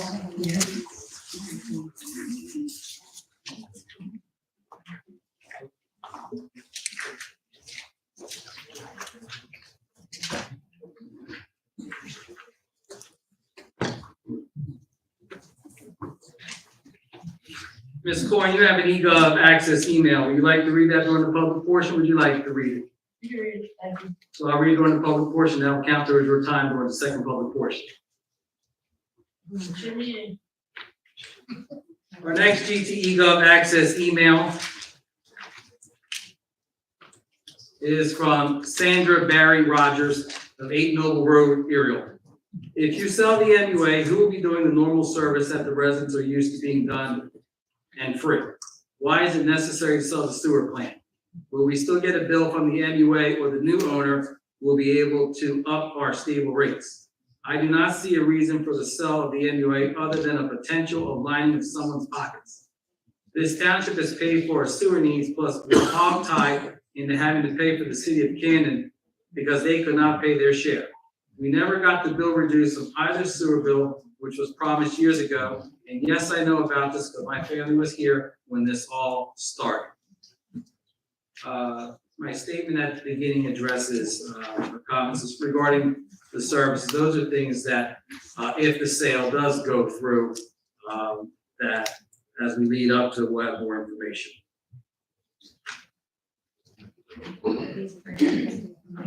The next EGOT is from Dawn Sabella at 1061 Choose Lane Road. I'm sure there will be several people in attendance who, like me, are very curious about the sudden decision to sell our sewer and water management system to an outside company. What changed? Why were we told absorbing the MUA was the best decision for the residents, and now we're selling off the responsibility we so hastily took on? Considering the township slogan, a great place to live, work, and play, can you guarantee that the current MUA employees will retain their jobs and be able to keep working, including current titles, responsibilities, and salary? What protections will we put in place to ensure the residents of Gloucester Township will not have increased bills? What protection will we put to ensure the same service, including after-hour support, are still available to the residents of Gloucester Township? Forgive me if it was mentioned, but I do not recall clarity about the $6 million the township gained when we took over the MUA. Was there a final decision on keeping those funds in escrow for any major sewer line repairs and maintenance? If not, why and where will the funds be applied instead? I see the township anticipates the sale of the sewer and water management system to be over $12.5 million. How will those funds be applied? If undetermined at this time, what are the reasons for the uncertainty? That last portion, any proceeds must, by law, pay off, or retire the debt, or reduce the debt of the municipality. In regards to protections in place about increased bills, service, and employees, those are things as we go along and put together a bid spec, Mr. Carson, correct me if I'm wrong, or something that we can put in the bid specification and have a discussion. Okay, thank you. Next, from Christy Donati from 903 Cummings Avenue. I know others may also ask this question, but please explain the benefit to residents of selling the MUA to a third party. I am confused how this is working and why this is a necessary move. Bottom line, no action should be taken that will not have a direct benefit for the residents. I'm going to refer to my statement I made on the sewer utility at the beginning of the meeting. And last, Melissa Witt from 18 Danbury Drive. If the existing system costs an average of $45 per quarter per household and generated a $6 million surplus for the emergency sewer repairs, then why are we switching providers when we'll end up costing more to each household, and then the burden of any emergency repairs also falls back on those same households? 2, you're basically asking the households to double pay for any emergency repairs, since they've already paid a surplus of $6 million for that very purpose. That purpose should not be used for anything else. How can you justify stealing those funds away from their intended purpose rather than funding it equitably to each contributing household? What initiated this proposal to switch to American Water? Are there any board members or government officials who have any type of business dealings or relationships with American Water? If the answer is yes, how do you justify these actions when it is clear that it is not in the best interest of the people living in this county? So let me be clear again. There is no conversations with any of the utilities. There are 4 major water utilities in the state of New Jersey that purchase municipal authorities or utilities. And there have been no conversations with them. The mayor is not involved with this, as I indicated earlier. He cannot be part of it. He has a conflict. Okay.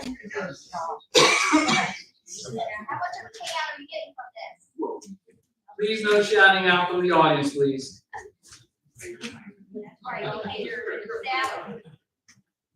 We'll now go to the public portion. First start off with Mrs. Coyne's eGov access.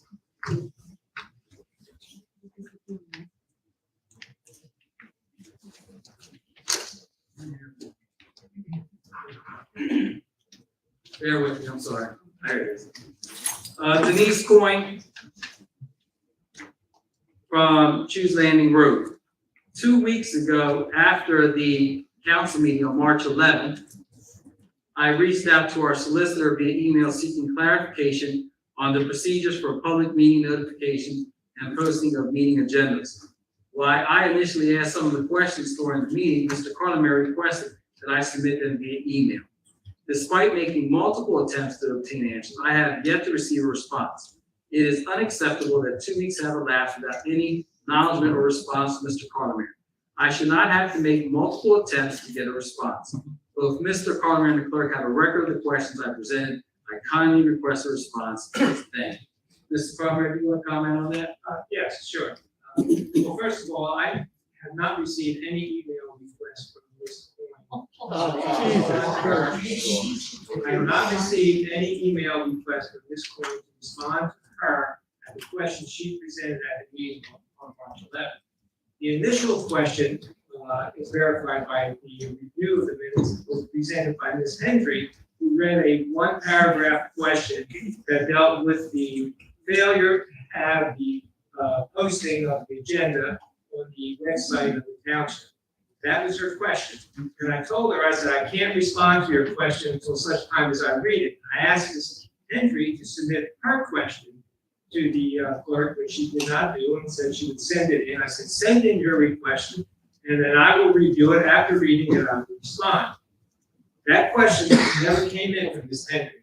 In place, Ms. Coyne sent a two-page question involving 3 questions rather than just one.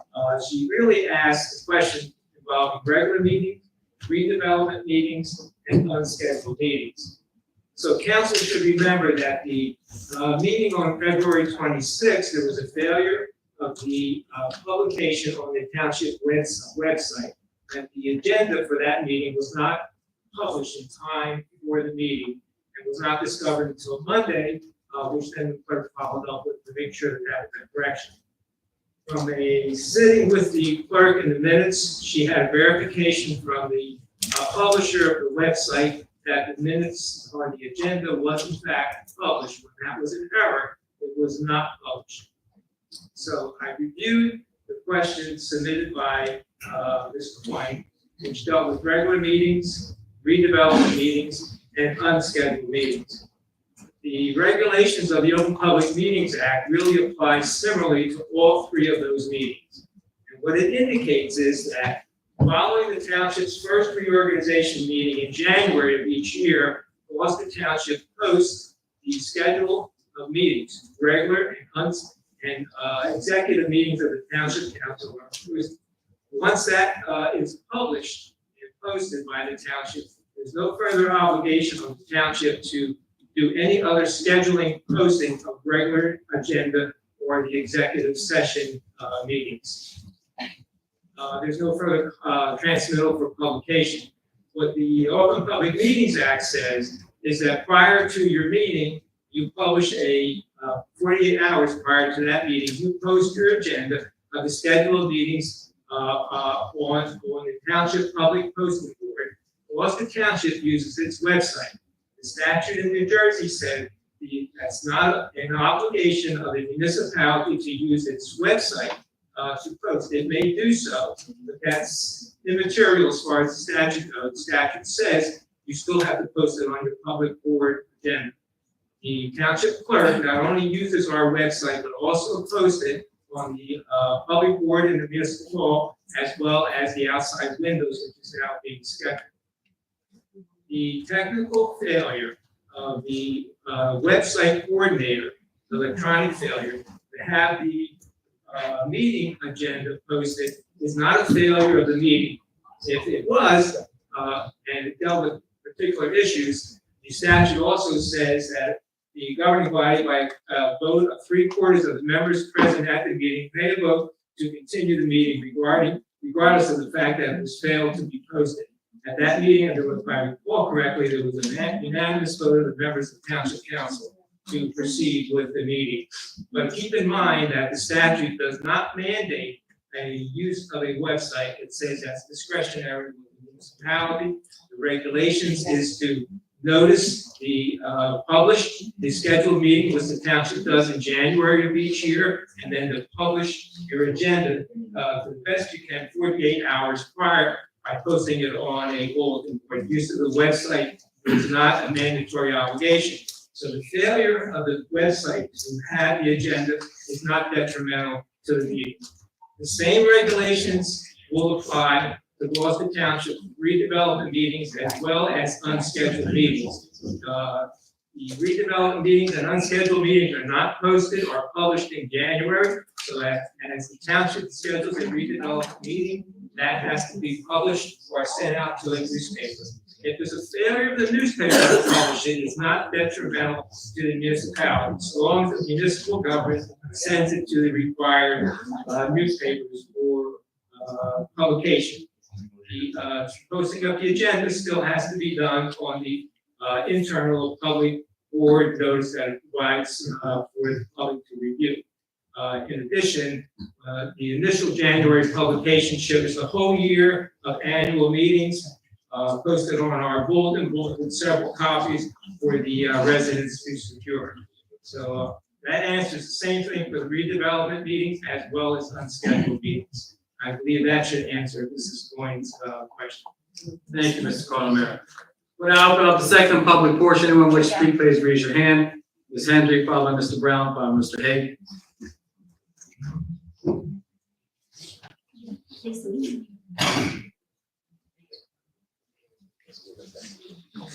Good evening, Dina Hendry Summerdale. Two things before I start. One, you're correct. I did not email you because I felt like I didn't need to do your job for you. The other is, if the agenda is on the post board and it is locked on a Friday, one cannot view it. So if you can kindly think about posting it somewhere else, that would be amazing. The third thing is before I truly begin is I have the political flyers, campaign flyers that the four of you ran on. The promises that you made to this township. Leaders who will keep Gloucester Township strong. Merging government agencies to save taxpayers' dollars. But yet, on the agenda tonight, it says council desires to open the bids.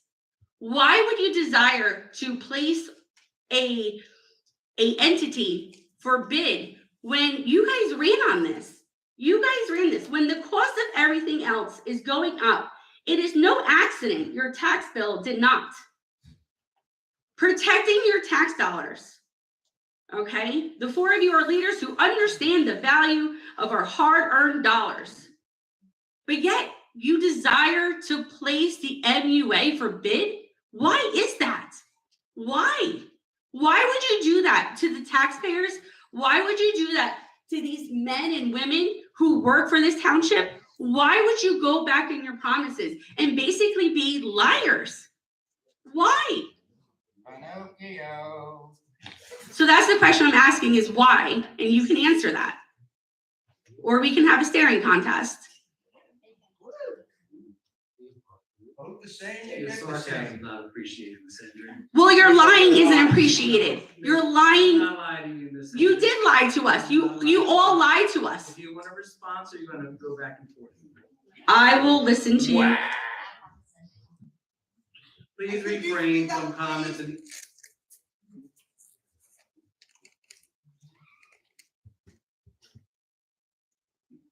Ms. Hendry, we're exploring the possibility of selling an asset. There's no longer an MUA anymore. And this, as I stated earlier, this goes to the public. Residents of Gloucester Township will determine if they want to sell this asset. But why would you start the process? Are we in trouble? Is this township in trouble that you need to sell off an asset? So then why? The asset has a value to it, and we're exploring that possibility. A value to have these people jobless, a value for the taxpayers that if there is a sewer backup, that it could cost them anywhere between $300 and $20,000 to fix. What's the value? I mean, you guys are homeowners, you guys are taxpayers too, but yet you all voted yes. Not one of you thought about it and said, you know what? This guy made a compelling speech. This guy made a compelling speech. Denise was pretty good on this. Maybe we should put a pin on it. You all said yes. You have lied to us countless times. But guess what? Tonight, there's not 6 little classless little friends. There's a room in here seeing what you are doing, and it's being full-faced liars. It's despicable. It is shameful, and it's hurtful, not only to me, but to everybody in this room. That you would desire to have open bids on this. Why? Why go back on your word? People voted for you. People trusted you. Granted, not me, but that's not neither here or there. Remember them at the polls. No, because they buy them all. That's right, they do. Okay. What about our work?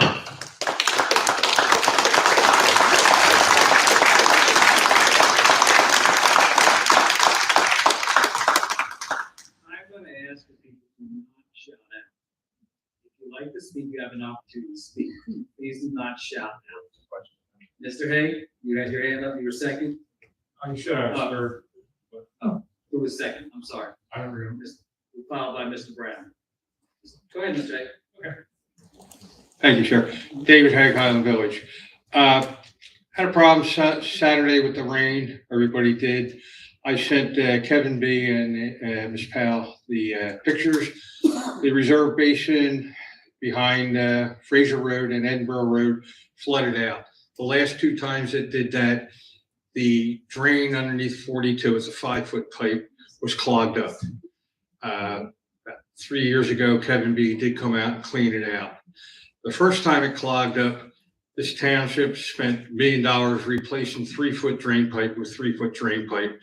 When I tried to tell the RBE engineer what the problem was, they didn't want to hear it. My question is, Kevin's working on it right now. I feel he'll solve the problem. My question is, I asked Mr. Miguel, he couldn't help me. Where do I get a map of the current street drains and proposed street drains feeding Farrell's Run, which is running behind Route 42? And that's the run that goes, the bridge on the walking path. That's that run underneath. It's called Farrell's Run. It's on the U.S. Geological Survey. Where do I get a map of the street drains that currently feed that and propose to feed that? Because I think it's overtaxed. Mr. Miguel? You didn't say I couldn't help. I recommend you reach out to CS. Ms. Carson, you reach out to CES regarding that? Will you get contact me? Yeah, Ms. Powell has my, okay. We have your information. Thank you, sir. Thank you, sir. Mr. Brown?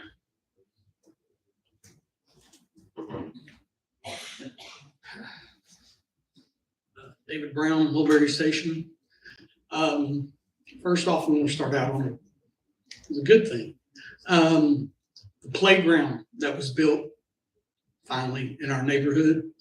Who was it? What company was it that built that? I don't have that information. You know. Great job. It's awesome. I know we had an issue with the previous people that was supposed to do it, Little Tykes that dropped the ball. It was game. Game Time did it this time. They did a great job. I mean, it's very useful. The neighborhood's enjoying it.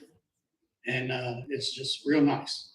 It took us 7 years to get it after we started bringing it up, but it's good now. And my son went from 6th grade to graduating high school while we were waiting on it. But one thing I wanted to bring up was I've come to the meetings since I moved here, a little bit over 11 years ago. When I first moved here, I was coming from another area. I said, well, why don't we have early voting? It's too expensive. Now we're doing it. And it's actually helping out. It's actually doing real well. I asked about MUA. Why don't we get 2 sewer and water bills from the county and from the township? I was told it was because Ronald Reagan passed it in 81 and that was the rule. Well, if he passed a rule in 81 about it, why are we selling it off? Why didn't we combine it with the county and get rid of the administration cost and save money? I mean, it would save jobs because it'd still be doing the job. It's just that now you combine the county and the township. But now we're trying to sell it off to take care of some other issues. I don't understand why, but I know I was told by someone at the tax office in Pine Hill about it. And over a year ago, not that it was going to be sold off, but what was happening. And it just perturbed me that it wasn't really communicated out here to our community as much as it should have been. But I think the transparency and communication would solve all the problems. And that's just one thing you got to do. Now, I also talked to Orlando a little bit ago. As a disabled vet, American flag is not supposed to be below any other flag. That needs to be taken care of. Thank you. Thank you, sir.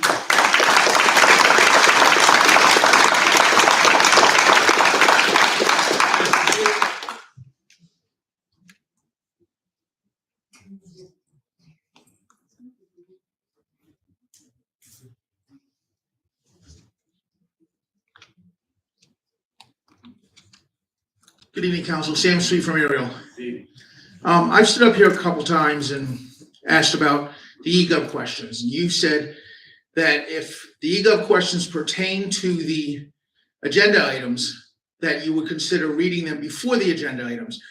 You read 3 EGOV questions regarding MUA prior to that. So are we not looking at that anymore? Because those 3 questions maybe might have influenced council to change their mind. You were asking me to consider it. Yeah, so are we not considering it anymore? I read them, I had a statement on it, I believe that they addressed some of the questions that were there. But you should have read those questions before, because those people couldn't make the meeting and had questions on the actual agenda. So why were they not read beforehand? I read them during the ego portion. I understand that. Well, why is the ego? I've They specific. asked me to consider it. And are you not considering it, or you? I kept it at the ego portion. So you're not considering it. I read them and I responded. Okay. Thanks. You stated that the MUA now has a value. That's the reason we're doing this. Utility. The utility has a value, correct? Correct. And that whatever that value is, and whatever that sale price is going to go down to pay down the debt. Retire or reduce the debt. The debt that you guys have been over borrowing for years. I just want to make that clear. So the debt that you've been borrowing for, since you guys have been in office, the over borrowing, the roofs that we borrowed $370,000 for that we just fixed for $240 8 years later. So now we're going to pay down the debt that you guys have been borrowing, and our prices are going to increase because Haddonfield, Mount Ephraim have increased, if I've heard that correctly, 45, 50%. So now we're going to pay down the debt that you guys have incurred over the past 10 years. Is that correct? The debt that's been accumulated for the last 30 years or so. All right, but the debt that you guys over the last 10 years have been over borrowing for. But again, it will go to a referendum, ultimately the residents of the township will decide. But it could have stopped here with council. Council could have voted no, correct? We could have. Okay. Exploring the possibility. But they could have voted no. Every one of you could have said no to this. So it's no secret that I've applied for council several times. All right, I've run for council. And I've been denied on that because I've been told that I'm not a good foxhole guy. So just keep that in mind to the council members here. They consider you foxhole guys, and essentially because you're voting the way they want you to vote, not the way the people here or the voters want you to vote, or even in their best interests.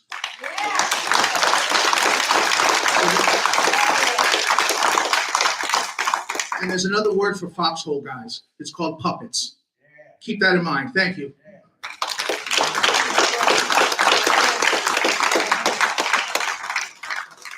Trying to get someone who has not spoken yet. Gentleman all the way in the back.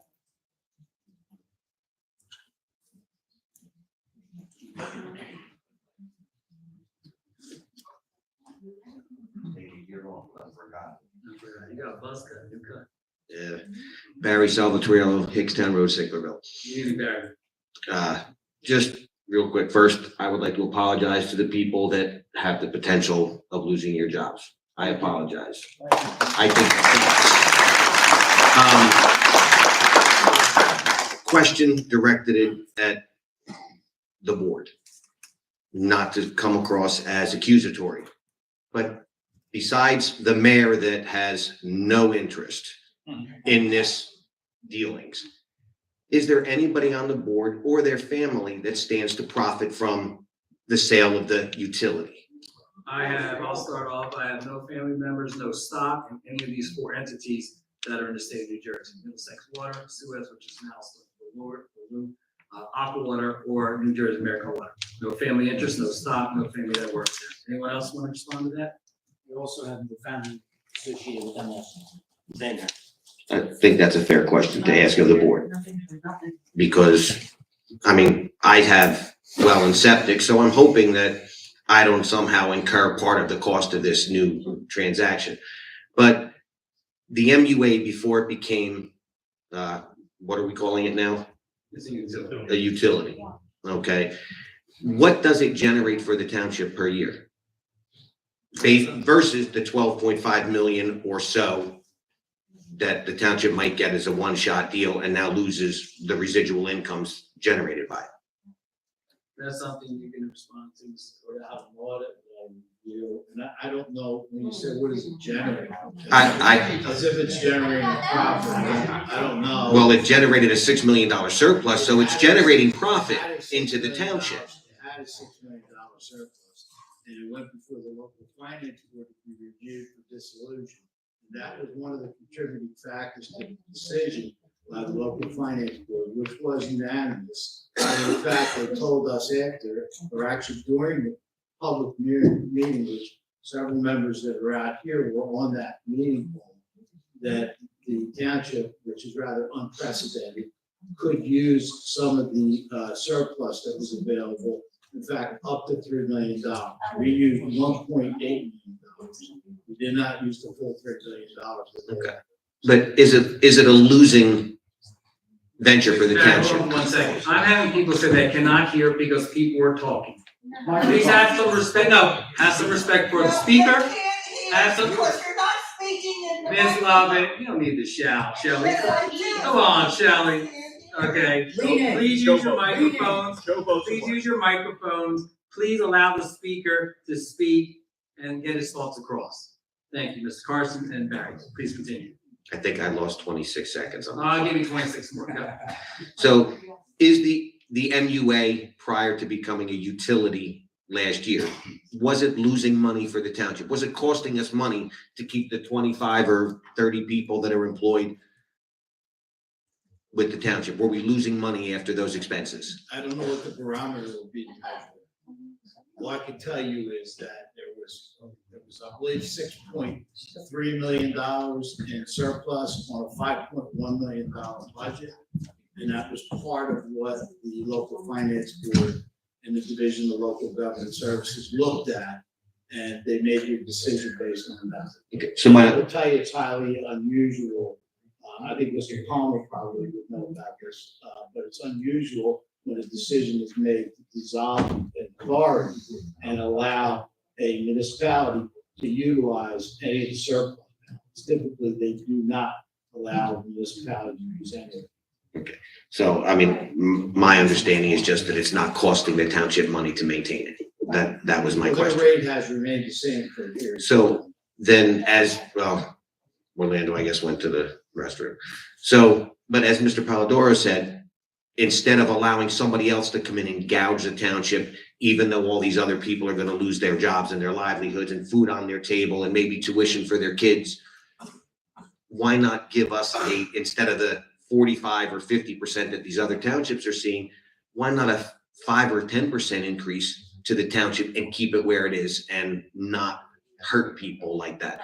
And I have to agree. I think it sucks that everybody here voted yes to it. That's my opinion. I think it sucks that every one of you voted yes without taking into full consideration of what it is going to do to the township. I would almost bet that I'm gonna have to pay money, even with well and septic, somewhere along the lines to help support this program from these private companies. So I think I used my extra 22 seconds. Thank you very much for your time.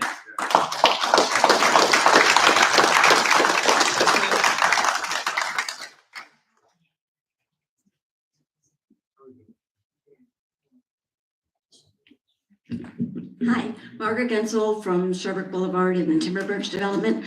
I just have a question in that if it's gonna go to a vote in November on the ballot, and there's only a handful of our residents here, and instead of putting it on Facebook or whatever, if a letter from the utility or from the township or whatever to every single household, knowing that this is what your plans are, what's going, the proposal.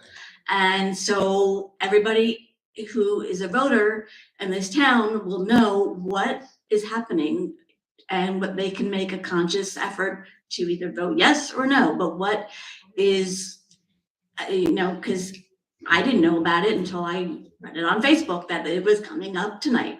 So not everybody is on Facebook and not everybody knows, and everybody is, as a citizen in this township, needs to realize what is our government is proposing. And it's just a letter making, not a cause for it, just stating what would happen and why, and it's going to the ballot. And everybody would have a chance to understand what's going on. That's my suggestion to you, is that somehow the MUA or the utility or from the township, the mayor's office, somewhere, that this comes out in a letter to every household that this is going to be on the ballot and what is proposed.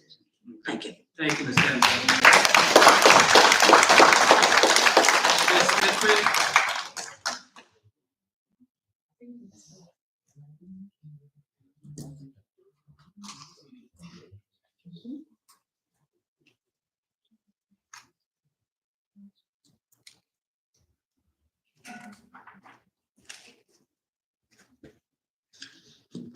Hi, good evening, Council.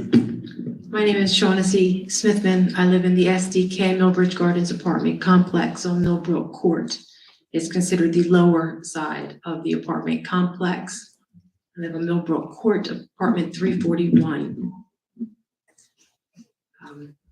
Is today still Monday, March the 25th of the year 2024?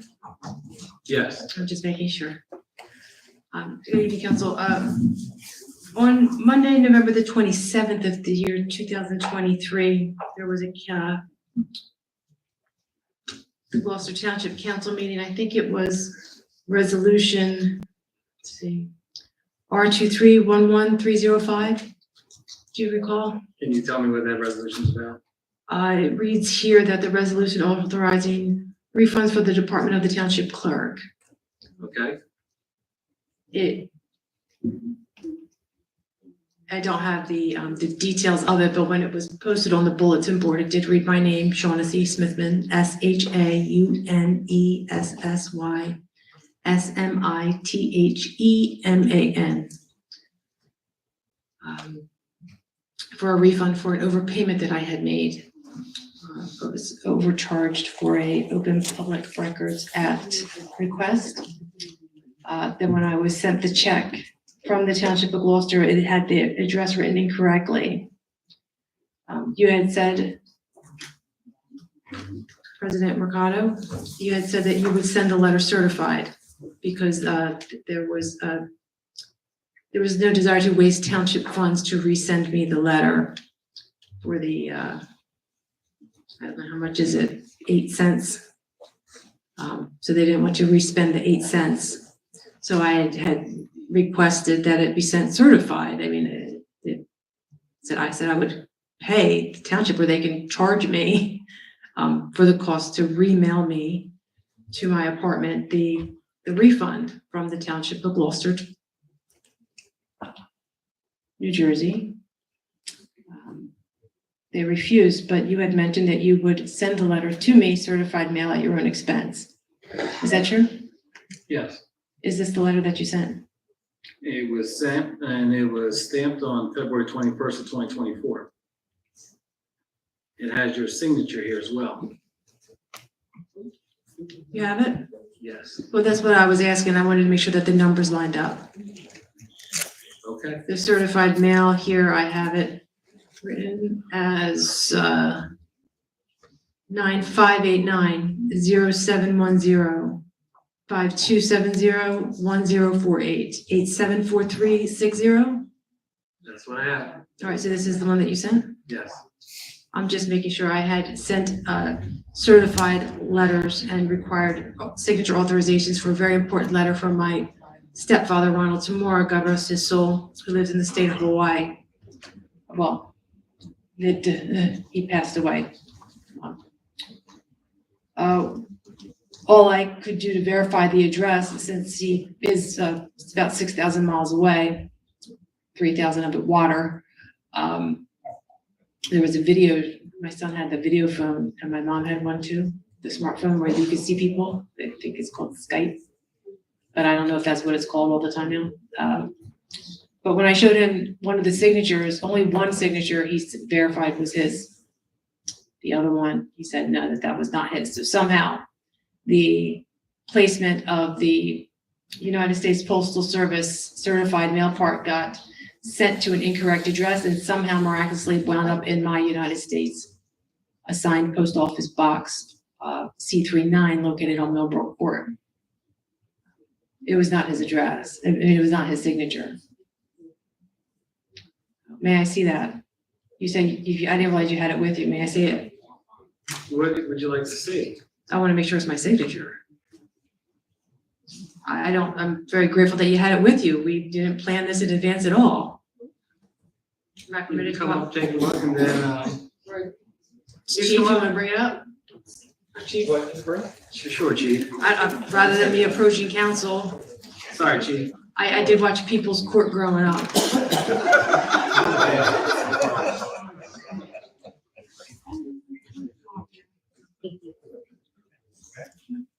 Oh, wait, hold on. Can I see the numbers on that? Ms. Smithman, thank you very much. Your time is up. You, sir, and you're our last speaker of the evening.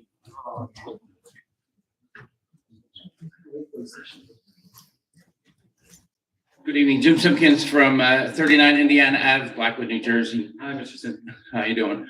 Council members, thank you for your time and your effort and everything you put into this.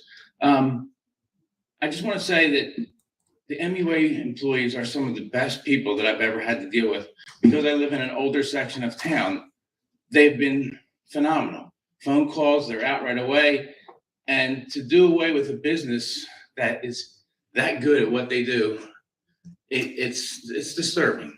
I've been there for 35 years. I've been a resident of Gloucester Township since 1969. I've been a participant of all the major good organizations that this township has had. Gloucester Township Football, Black Whale, Little League, Kiwanis. We went to the state championships.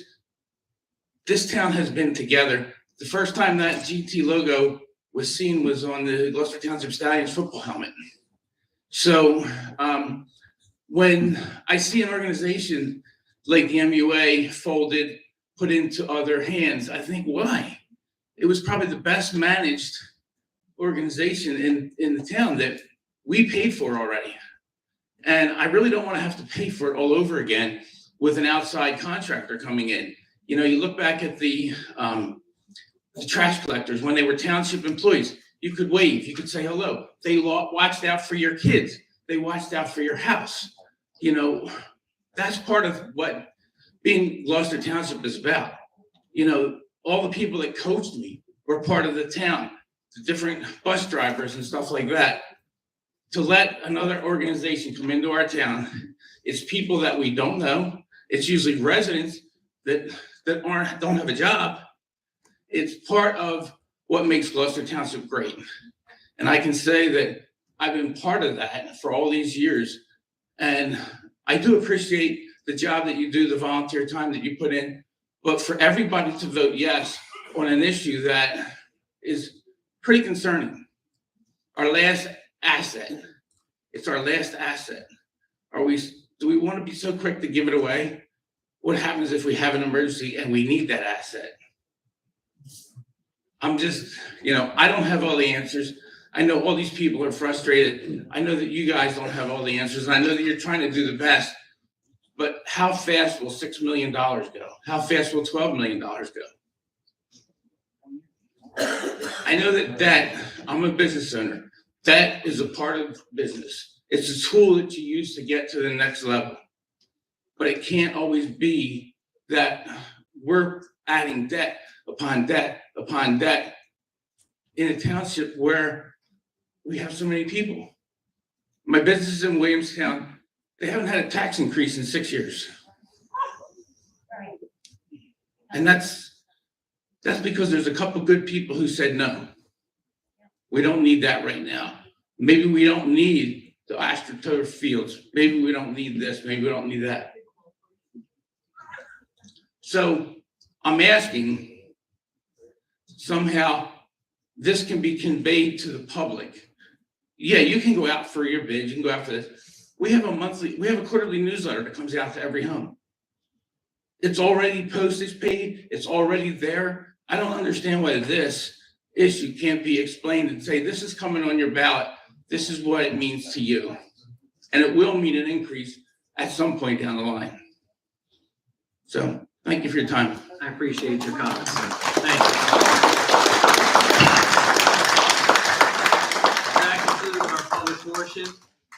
We have to go to executive session. I have a motion to go in executive session for a litigation matter. Is there a second? All in favor? We should be back in approximately 10 minutes.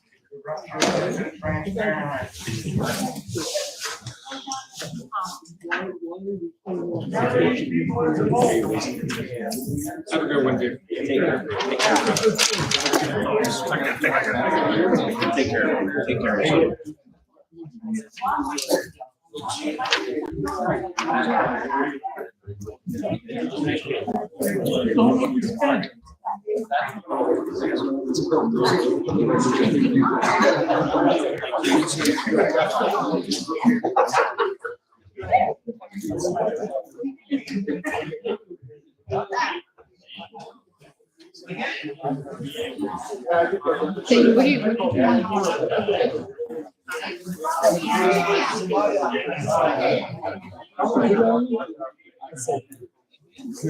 Hey, how are you?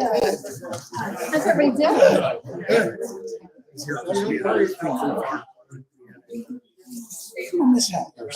Oh, no. Drunk, turned on some railroad and hit the curb in front of Mama. She panicked and hit the gas and turned back and drove across the lot and slammed into one of our vehicles. Along with, we have a canopy out there like this one that covers our trailer. It's like, that's destroyed as well. They can't fix it. Hit it so hard. And then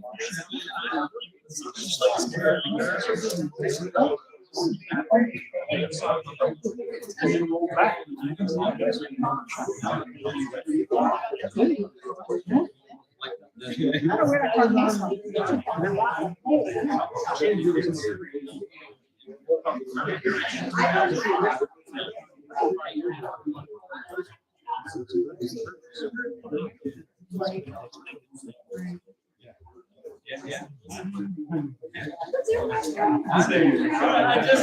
to say that. Good to see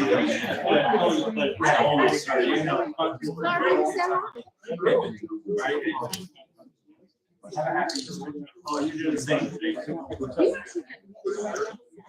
You know, that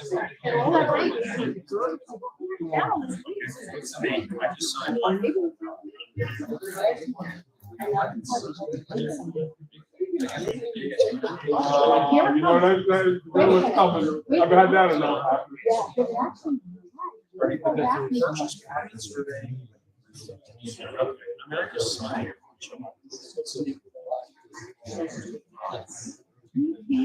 Oh, Todd. No. Definitely. No, nobody, just tell them to email, and I mean,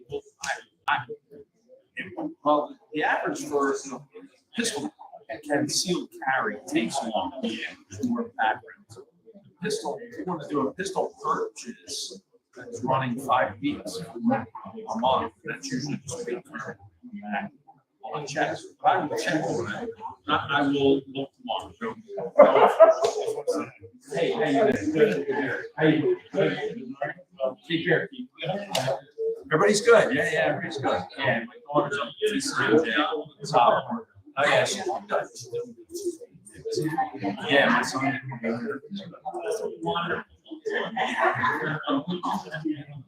How about you?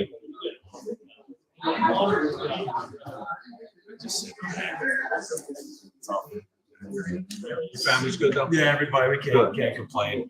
You ever need it, I will, don't hesitate, text me or call me anytime. I appreciate it. You know, and he asked me, so I'll sit here and email the firearms guys now.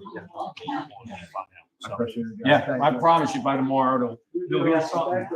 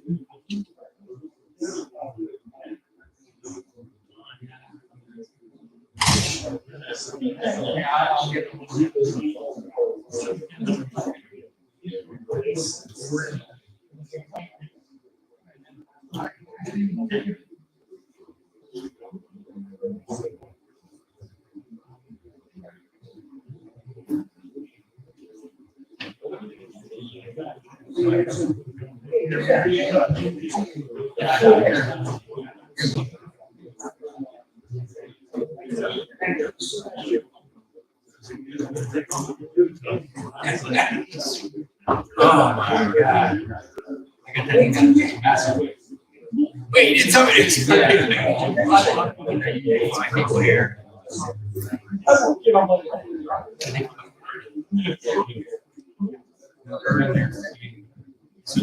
Don't come back.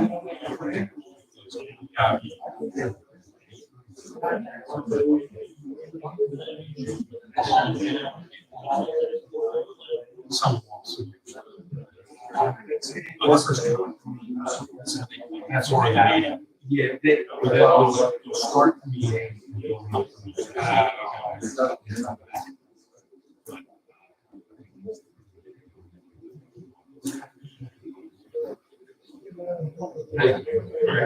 Yeah.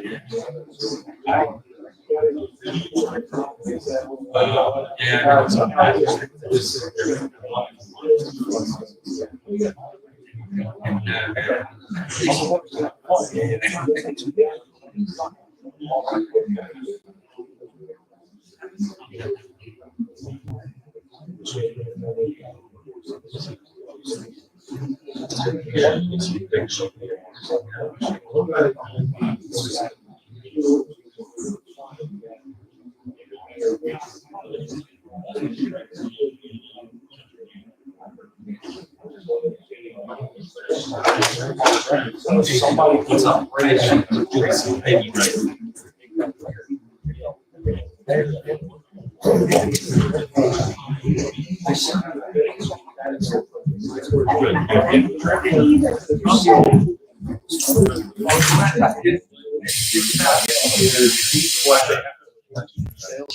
Yeah, it's about letting them know if you're.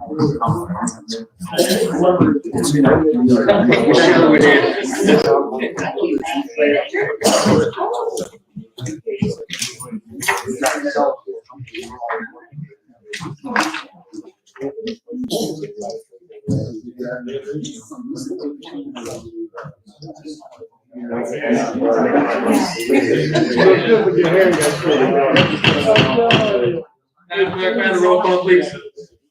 Mr. Minio? Here. Mrs. Albright Trump? Here. Mrs. Grace Love? Here. Mr. Nash? Here. Mrs. Walters? Here. Mrs. Winters? Here. Mr. Mercado? Present. Mr. Crowell? Here. Mr. Curtis? Here. Chief Harkins? Here. Mr. McGill? Here. The closed session was regarding a litigation matter. Mr. Cardis and Mr. Cromer will reach out to the opposing counsel regarding that litigation matter. We'll now have our polling directors. Mr. Crowell? Nothing to report. Mr. Curtis? Nothing at this time. Chief Harkins? Nothing to report. Mr. McGill? Nothing to add, thank you. Mr. Minio? Congratulations on all the women who made a difference in receiving awards tonight. Thank you. Take care. Have a great meeting. Mrs. Albright Trump? I thank you for coming. I thank all of the women who were, made a difference. I think we have some great women in this township. And I appreciate all the comments that people made. I think it's important that you speak your mind, whether you agree or disagree, as long as you do it respectfully. I respect that you do that. I appreciate the fact that the shop steward made a comment for his union. I thought that was good. I'm a former union president, so I understand that. I also feel that when it goes out to the public, the whole public will get an opportunity to vote on this. In the meantime, I do appreciate the fact that people did ask if we could share the information as we, and I'm sure there's going to be some public hearings along the way along with the process. So everybody will have an opportunity to see what's happening. And thank you for coming. Mrs. Grace Love? Thank you all for coming out. Thank you for your comments, your detailed, thoughtful comments. You give council always something extra to kind of process. So I do appreciate that. I want to thank all the women who made a difference in our community.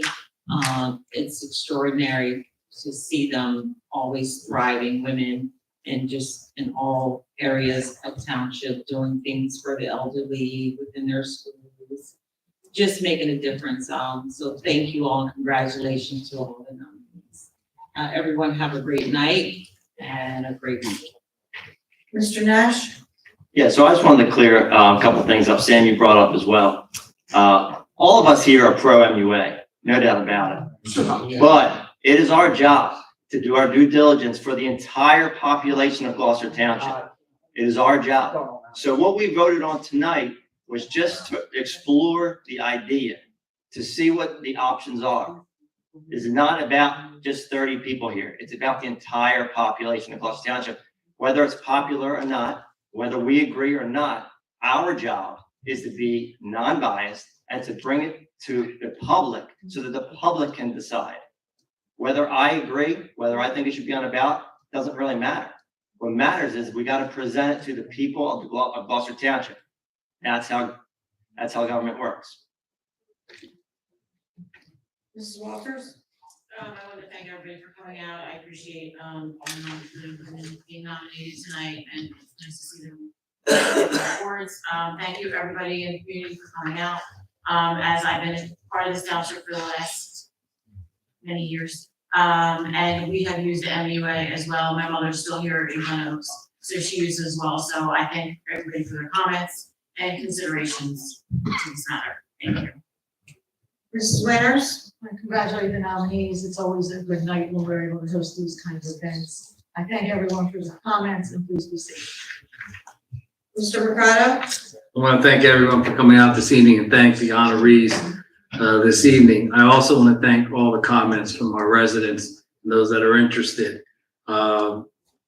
Here is the place that if you're seeking some information, please come here. Please ask, please provide suggestions. The purpose of my statement at the beginning was try to debunk some of the misinformation that has been out there. Again, we're exploring the possibility, and this is left to the residents of Gloucester Township to decide if we move forward with the sale of it. In the upcoming weeks and months, there will be more discussion that will take place. I welcome any comments that people have regarding that. And I look forward to working with anyone who's interested in working with us on this matter. So, with that, I entertain a motion to adjourn. Is there a second? All those in favor? Have a great evening, everyone.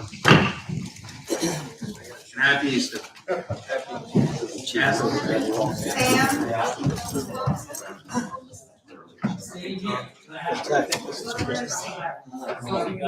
Sam?